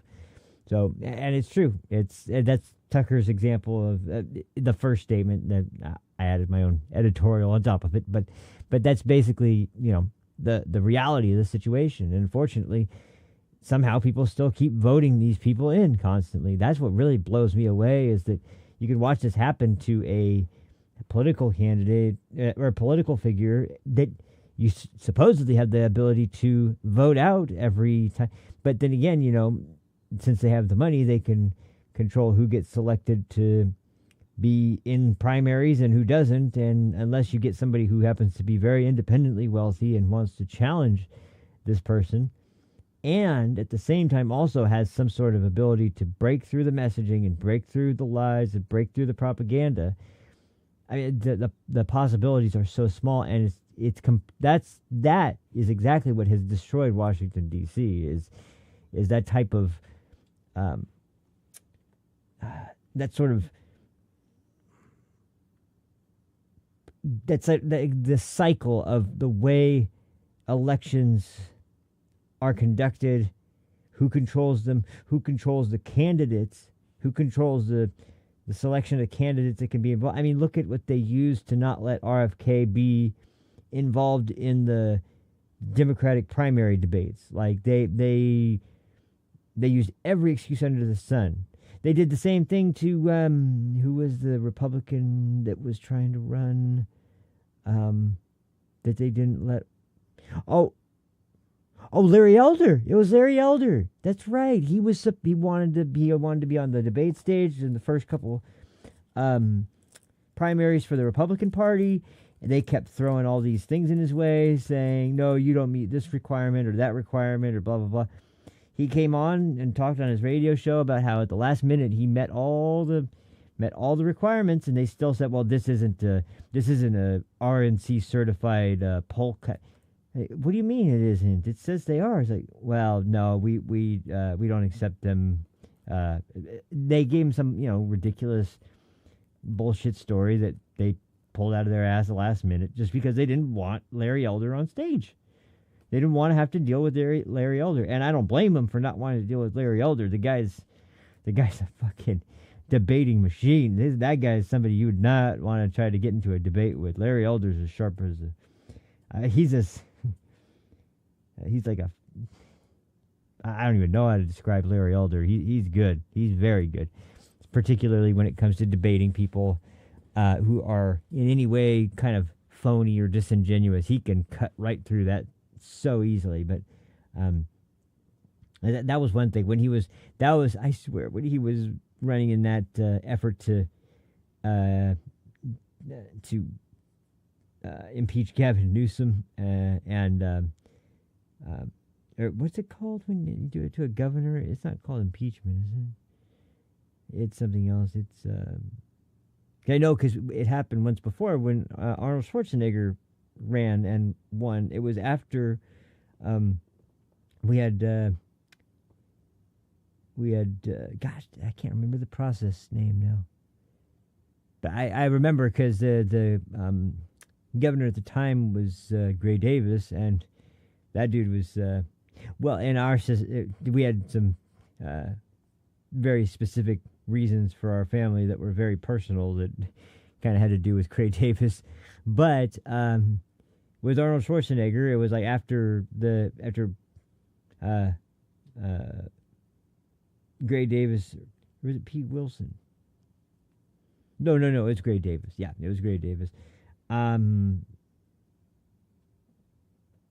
Anyway, after he had been voted out, and they held the primaries and then the election, Arnold Schwarzenegger ended up winning, and he ran as a Republican. Although he's a Hollywood actor and he lives in California. He's hardly a sort of Republican values kind of guy, but for California, I guess he's slightly to the right, but not anymore now. I think he kind of ruined his own reputation after the whole COVID thing, and he came out and was wagging his finger and trying to act like anybody that didn't want to get the vax was guilty man and all this other garbage. But anyway, that didn't really work out so well, except we did end up having him in office for 2 terms, so that was fun.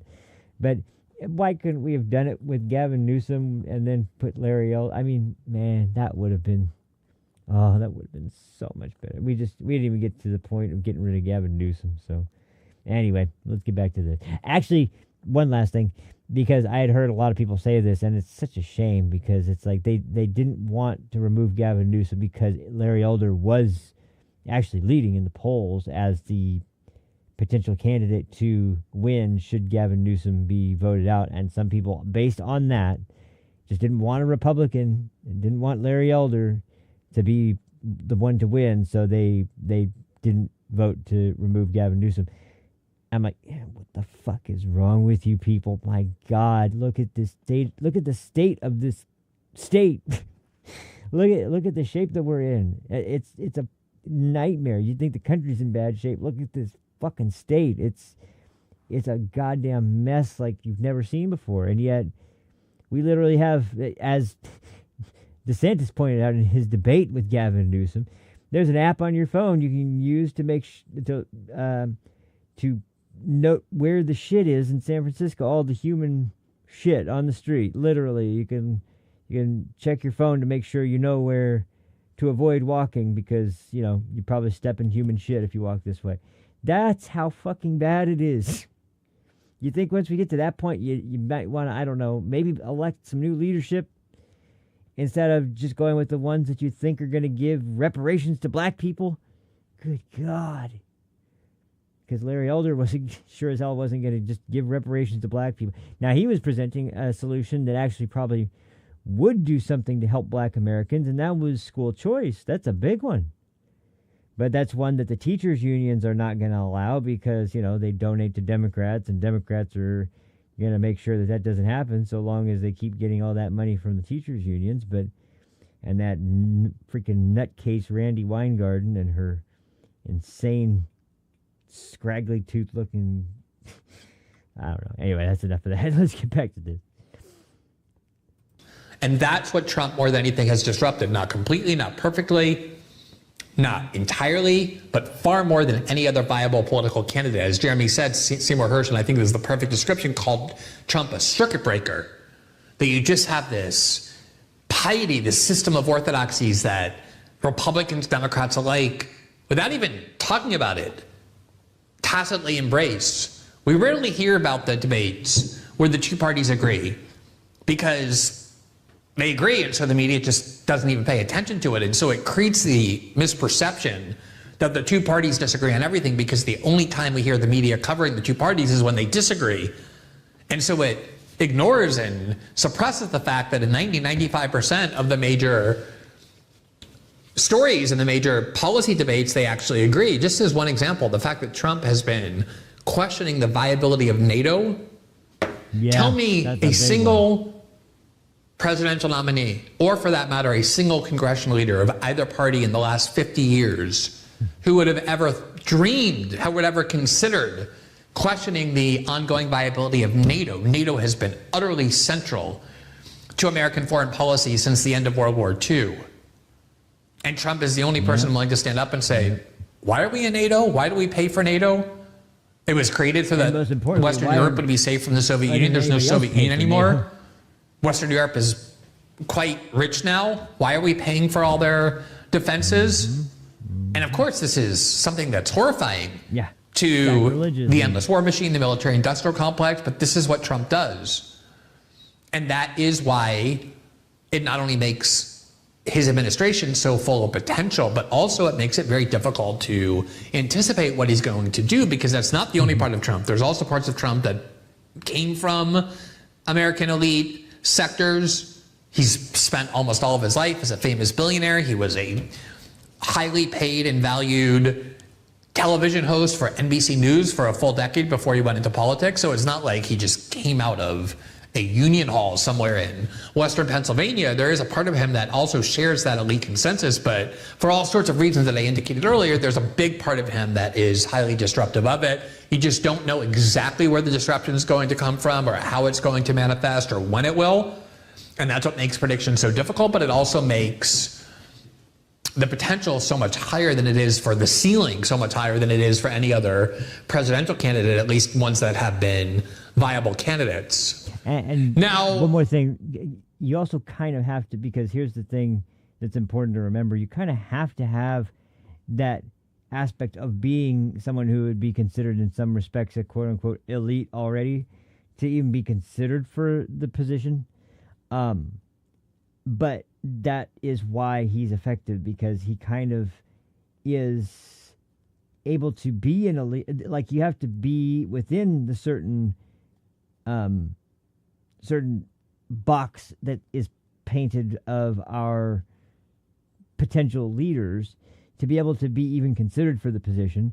But if you're in that position, to find someone who is, that would be acting against the interests of those people and in the interests of the rest of the people, that is a rare find, is like 1 in a million kind of rare find. More than that, 1 in 100 million probably kind of a find, because of how hard it is to find somebody who fits both of those boxes. And that's why Trump is so effective, because he is from that world, but he also more or less rejects almost all the aspects of that world that have become so corrupted. That's what is so effective about Trump, and that is why a lot of people see so much potential in a Trump presidency. So I just want to make that clear, that like the point he's making there is absolutely the reason. That's kind of a double-edged sword, but in Trump's case, he makes it work somehow. So anyway, let's get back to it. One of the sort of traditions of Washington punditry is that after a president wins an election, you try and read the tea leaves of who their nominees are. Oh, they're picking this is important too. Nominees who believe in this, who are characterized by this approach. And generally, it's a very coherent picture. There's, of course, some token exceptions. If a Democratic wins, they're going to pick mostly centrist and people from the right wing of the Democratic Party, but they'll throw a couple bones to the left-wing base, like the Secretary of Labor or the Secretary of the Interior. But in general, you can get a coherent view. With Trump, you absolutely cannot. Yes, you cannot. Some of his appointees, his most important appointees, are the exact kind of people who Ron DeSantis would have appointed, Mitt Romney would have appointed, John McCain would have appointed, putting Marco Rubio as the Secretary of State, putting Elise Stefanik as the ambassador to the UN, Mike Huckabee as the ambassador to Israel. People like his national security advisor, Mike Waltz. These are all very traditional, hawkish political figures who have long embraced foreign policy consensus in the United States, but then you put them alongside people like Tulsi Gabbard, who he chose to lead the intelligence community. He obviously tried to put Matt Gaetz as Attorney General, but that was a bridge too far, though not really for ideological reasons, but for ones of scandal and personality. RFK Jr. is the Health and Human Services Secretary to run the entire healthcare apparatus in the United States, the public health policy apparatus. People like Pete Hegseth at the Department of Defense. So there's this hodgepodge, this conflicting hodgepodge of people, and that's to say nothing of the fact that arguably his most significant, and at the time I would say promising choice, was to opt for J.D. Vance as his vice presidential running mate. Now the vice president, instead of people like Marco Rubio or Tim Scott or a bunch of other ordinary Republicans whom he was considering, and that happened because a lot of people in the Trump coalition who are close to Trump, who are far more populist, far more anti-intervention, pushed very hard for J.D. Vance because they understood not only that he might play a valuable and influential role in the administration, but also would immediately become the heir to the Trump movement. They didn't want somebody who doesn't believe in core Trump values as expressed in 2016 to be able to claim his mantle even while opposing his ideology. So the question, of course, is, for example, what role will J.D. Vance have? Will he have an influential portfolio? Will he be the last person in the room who talks to Trump? Will he be utterly sidelined? What will be the role of Elon Musk? Same questions. You just don't know. The New York Times, however, despite these choices that I just referenced November, in the week after the election, November 12th, ran a news article with this headline, quote, "Once they were neocons, now Trump's foreign policy picks are all, quote, America first." President-elect Donald J. Trump is considering nominees who fit more comfortably within his often erratic worldview in which deal-making reigns over ideology. Now, I don't think that's true, but it tried to make the case that the most important characteristic for anyone to gain Trump's trust is loyalty to Trump. And so even hardcore hawks and neocons like Rubio, like Elise Stefanik, like that whole crowd, have begun to mold and shape their advocacy to more comport with Trump's worldview than their own worldview, whether that's fraudulent the way it was for Mike Pompeo and Nikki Haley, who also earned Trump's trust despite being completely adversarial to his worldview, or those generals like General Mattis and General Kelly. Whether it's genuine or whether it's just manipulative, it is true that they have begun at least somewhat shaping and shifting their worldview, but clearly there's a huge amount of heterodoxy and conflict and division inside the Trump coalition, not just in his base, as we just saw with this outbreak of tensions between the MAGA base and big tech executives, but also within the top level of his cabinet. Now, Donald Trump, when he's not reading from a script, when he's not being super diplomatic, if you just kind of put Trump in a room and let him speak, he will ultimately start expressing obviously genuine, deeply internalized, and I'd say very righteous hatred for neocons. Yes. Yesterday we covered the Liz Cheney comments that he expressed right before the election, where he started basically trying to make the point that, oh, all these people in Washington who love war but who never go to war, let's put Liz Cheney in a war. But he got very graphic about it, very vivid about it, because he obviously was so angry at it, at this dynamic, that he started talking about the exact kind of guns that would be shooting at Liz Cheney's head, and that's what made the idiots in the media lie and say that Trump was talking about putting Liz Cheney in front of a firing squad, but it's because he really feels strongly about this. He does have a reflexive hatred for neocons, notwithstanding the fact that he chose a lot of neocons for his first administration and allowed them to embed and infiltrate that administration, but he also has chosen neocons to be in his second administration. He just seems, and I've talked to people very, very close to Trump, I've talked to them on the show, I've talked to them in private, and they all say the same thing, which is that Trump and the people he trusts most understand that the problem with the first administration, the biggest problem, was that Trump got manipulated. He didn't understand Washington well. He got convinced to trust people he shouldn't have trusted, including neocons. And this time they're determined to make sure that the people he has working for him in the cabinet and elsewhere are actually on board with his agenda and not subverting that agenda. We'll see, A, how genuine that resolution is, and B, whether he's capable, even if it is genuine, of carrying it out. I mean, the executive branch is gigantic. It's hard for anyone, let alone someone close to 80 years old, to micromanage it, to guard against every conceivable subversion. I don't think they did a very good job in the first administration, but he swears that's his most visceral goal. And if you listen to Trump talk in the unscripted way, I think you see that that is a very deeply held and genuine, authentic conviction of his. Here he was on Joe Rogan's show the month before the election, just a week or so, 10 days ago, 10 days before the election.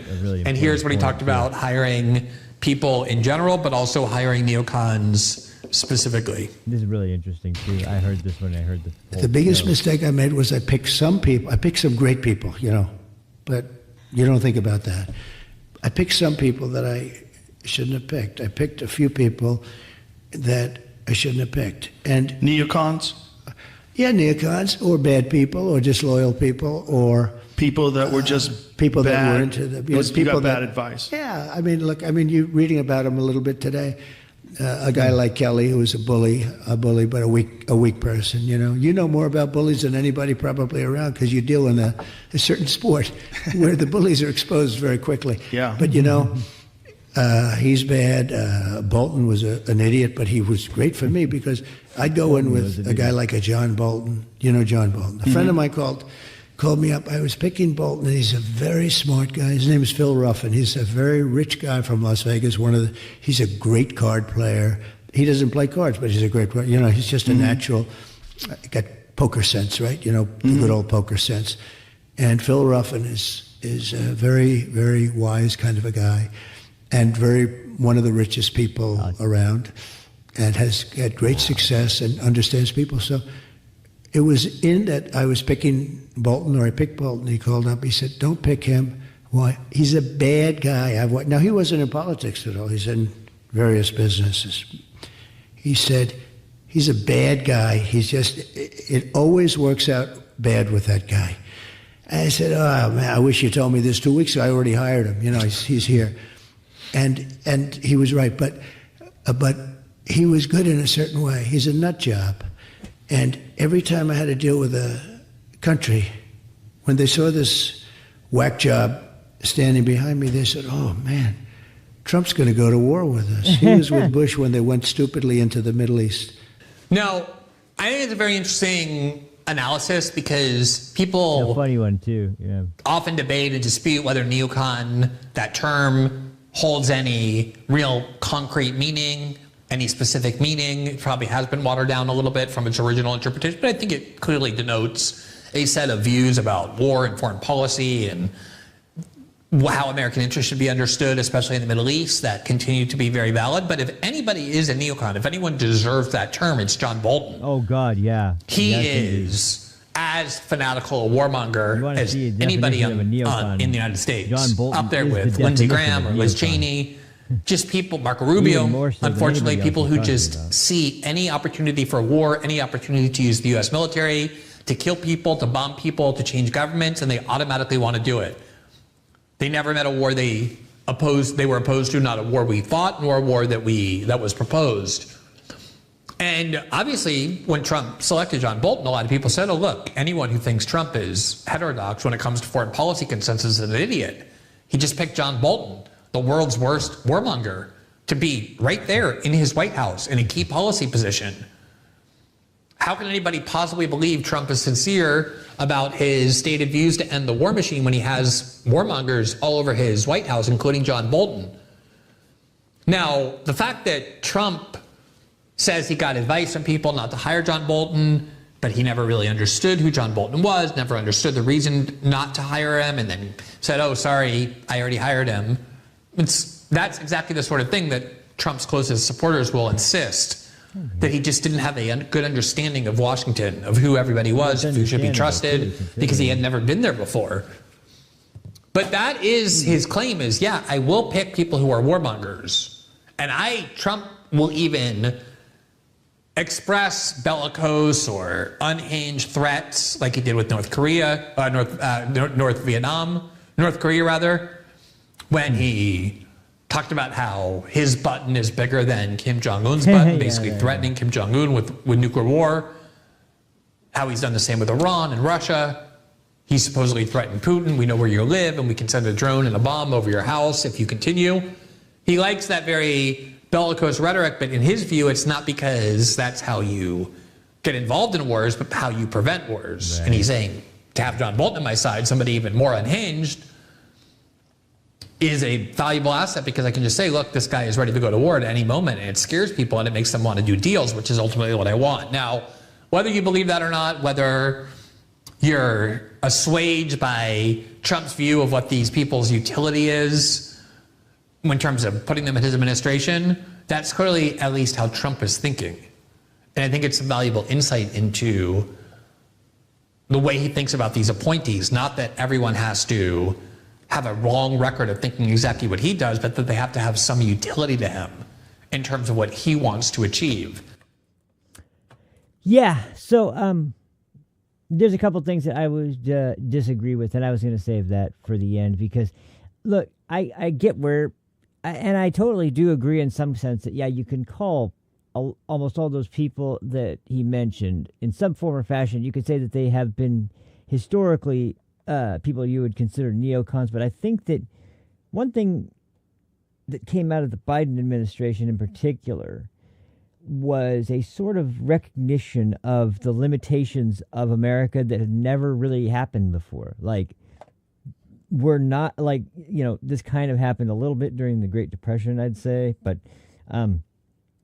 this time it was purely because of our own doing, and there's nothing else really involved except for our own decision making around COVID, around who had been elected to office, around the whole controversy around the entire election. And all those things, the way we allowed the election to occur with the drop boxes and the the way the certification had happened, how many times Democrats had essentially used ways to sort of go around the democratic process of a primary to just select whoever their candidate was. Like that had gotten so out of control by the time Biden took office. And then when he takes office, it's just bill after bill after bill that leads to an open border, an immediate and incredibly devastating economy, and a further an elongated and almost uncertain amount of time we were going to be continually stripped of our constitutional rights by way of the emergency COVID-19 fucking mandates and shit. That was something I think that woke a lot of people, even conservatives, even people that may have been on the fringe of the neocon sort of Republican mindset. I think it made them realize a few things about the country, that it wasn't like, and then especially even something that the neocons could understand would be the weakening of our military by decorated generals that maybe they would have respected in the past, but at this time now they're talking about how they want to understand white rage, and we've got a recruitment problem with minorities and all that. It's like suddenly this DEI bullshit is even infecting the military, and I think that was really when they were like, okay, something is wrong here. This wasn't going on under Trump.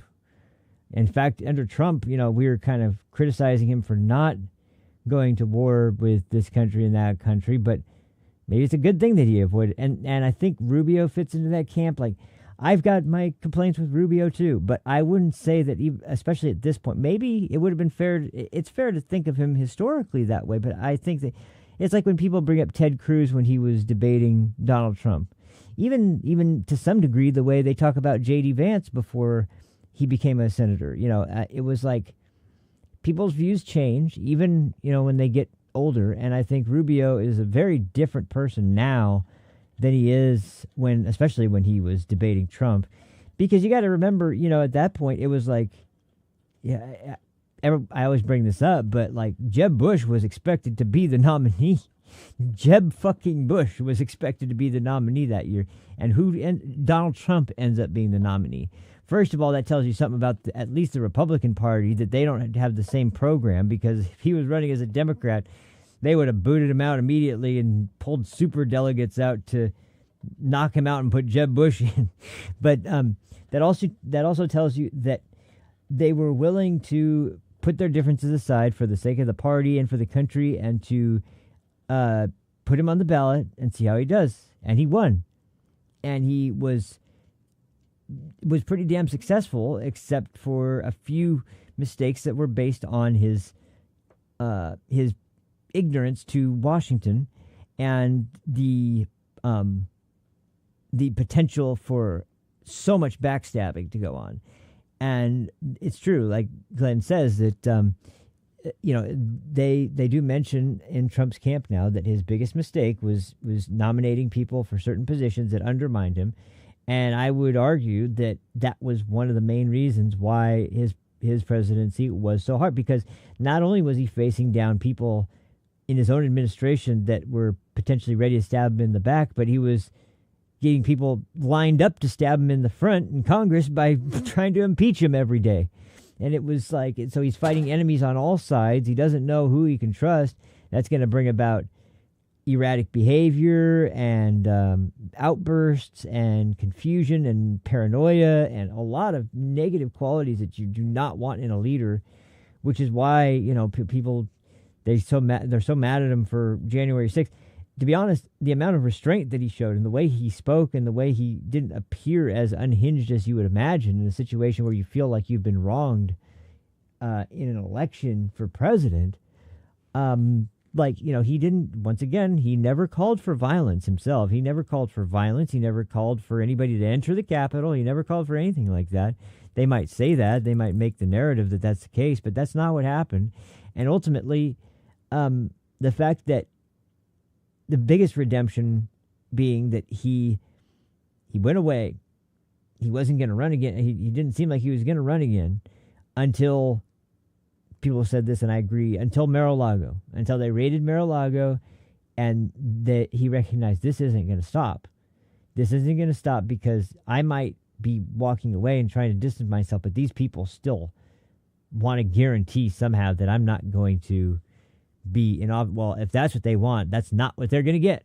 And, you know, because that's just Trump's attitude. He's not going to take a slight against him and just roll over and be like, okay, yes, I'll do what you say. He's going to be like, no, fuck you. You're not going to tell me what to do. I'm going to do what I want to do. And so he runs again. And the people, obviously, to some degree, in some way or another, recognized what type of fight he was trying to have. He was trying to have a fight to redeem not just himself, but the American people's ability to self-govern, the whole point of the whole country.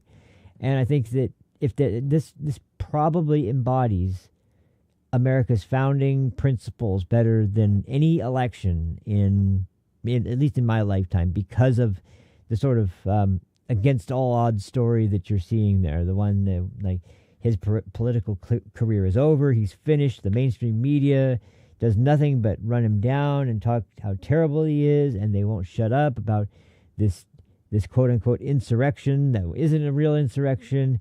They're locking up innocent fucking American citizens who were there that day and did nothing wrong simply for being there. And you heard Merrick Garland even talk about it in that clip. And it's like, these are the lengths they're willing to go to for someone like Trump.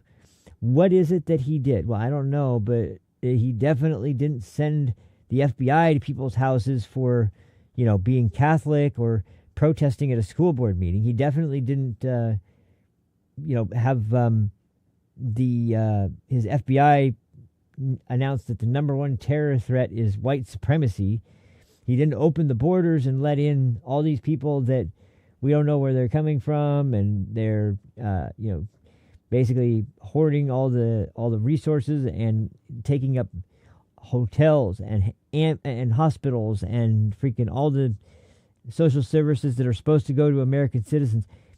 So he did none of those things, and I think that guy knows what he's doing far better than the people that are running the gun.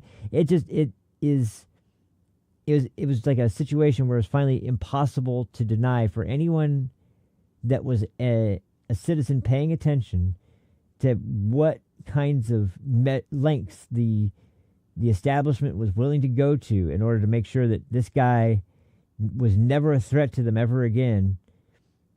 Not only is he back, but now he knows the game and he knows what they're capable of. And I think he's going to come back and show, okay, you want to, I'll show you what I'm capable of now.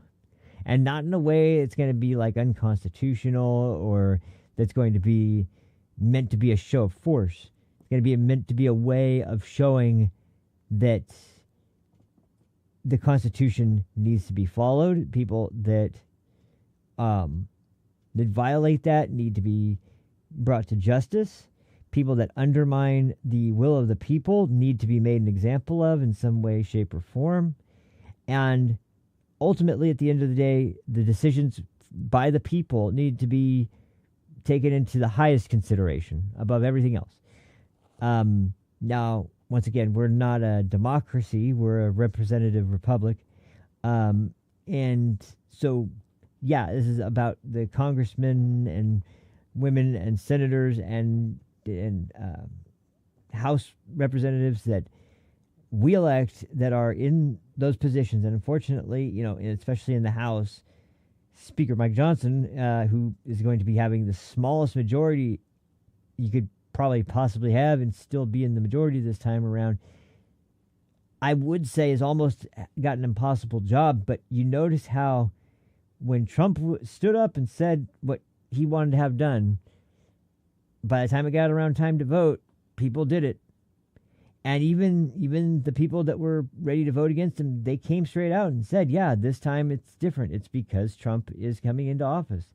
And he's our best shot at fixing all the things that the Biden administration completely destroyed. So because we have faith in President Trump and because we have faith that the rest of the party also has faith in President Trump and his ability to govern, we'll go along with Mike Johnson so that we can get this process going. But we still have our reservations, but we trust President Trump enough to, and the fact that they would kind of say that, admit that part, shows you that this guy who everybody has doubted and laughed at and took so many extreme measures to take out of the political game entirely has that kind of influence still.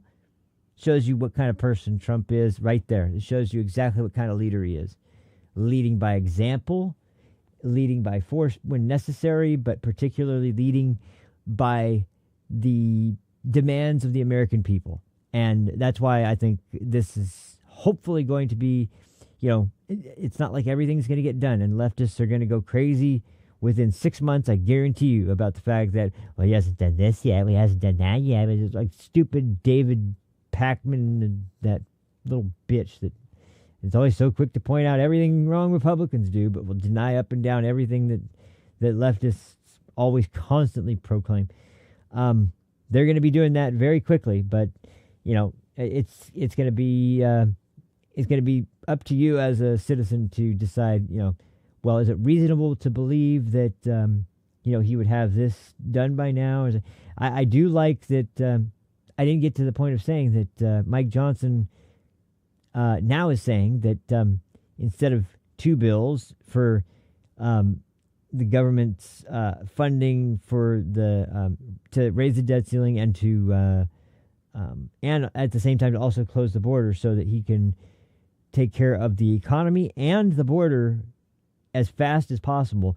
That's what Trump wants. As to what I love how Mike Johnson says, as Trump calls it, one big beautiful bill. And I hope they call it that because that would be great. It's a lot better than Build Back Better. Big beautiful bill. I like that one much better. But anyway, that's just once again goes to show you. Now Lindsey Graham came out against it and was like, we need to close the border first and we can take care of funding later. It's like, well, yeah, but there's a problem with that because, you're not going to be able to pass reconciliation twice. Almost assuredly, there's almost no chance of 2 reconciliation bills in 1 year. So you're going to have to be very, very, very selective about how you use this reconciliation bill that you go for first. And if you don't include both, then his argument was we need to make sure that we take care of the safety of the American people. And my argument back is, yes, but that includes you need to have the financial security as well as the physical security to be able to make that happen. Because one of the main reasons that people are in as much danger as they're in is because they're forced to be in terrible areas that are riddled with crime because they have no money.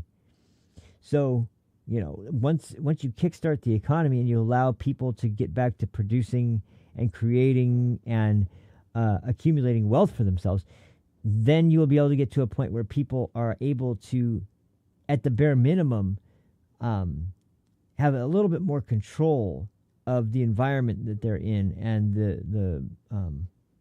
the place that they're able to, they don't have to take a bus that might, or in New York, a train that might be extremely dangerous, or they don't have to, work a job at night where they're more susceptible to be assaulted in a parking lot or something. They can actually take advantage of an economy that has opportunities for people that put in the work and the time and are willing to do that in order to achieve the successes that they're looking after. Whereas opposed to now, where you can't, even if you wanted to have that success, you couldn't have it under this administration because the opportunity was ripped out from under everybody and they're just left with nothing but promises for ridiculous things like student debt forgiveness, which only will be, benefit small chunk of elite kids in the country and illegals. And the illegals are getting everything they want. So let's hope that, it's going to be, 14 days now, 2 weeks pretty much, I think 2 weeks exactly before Donald Trump, 14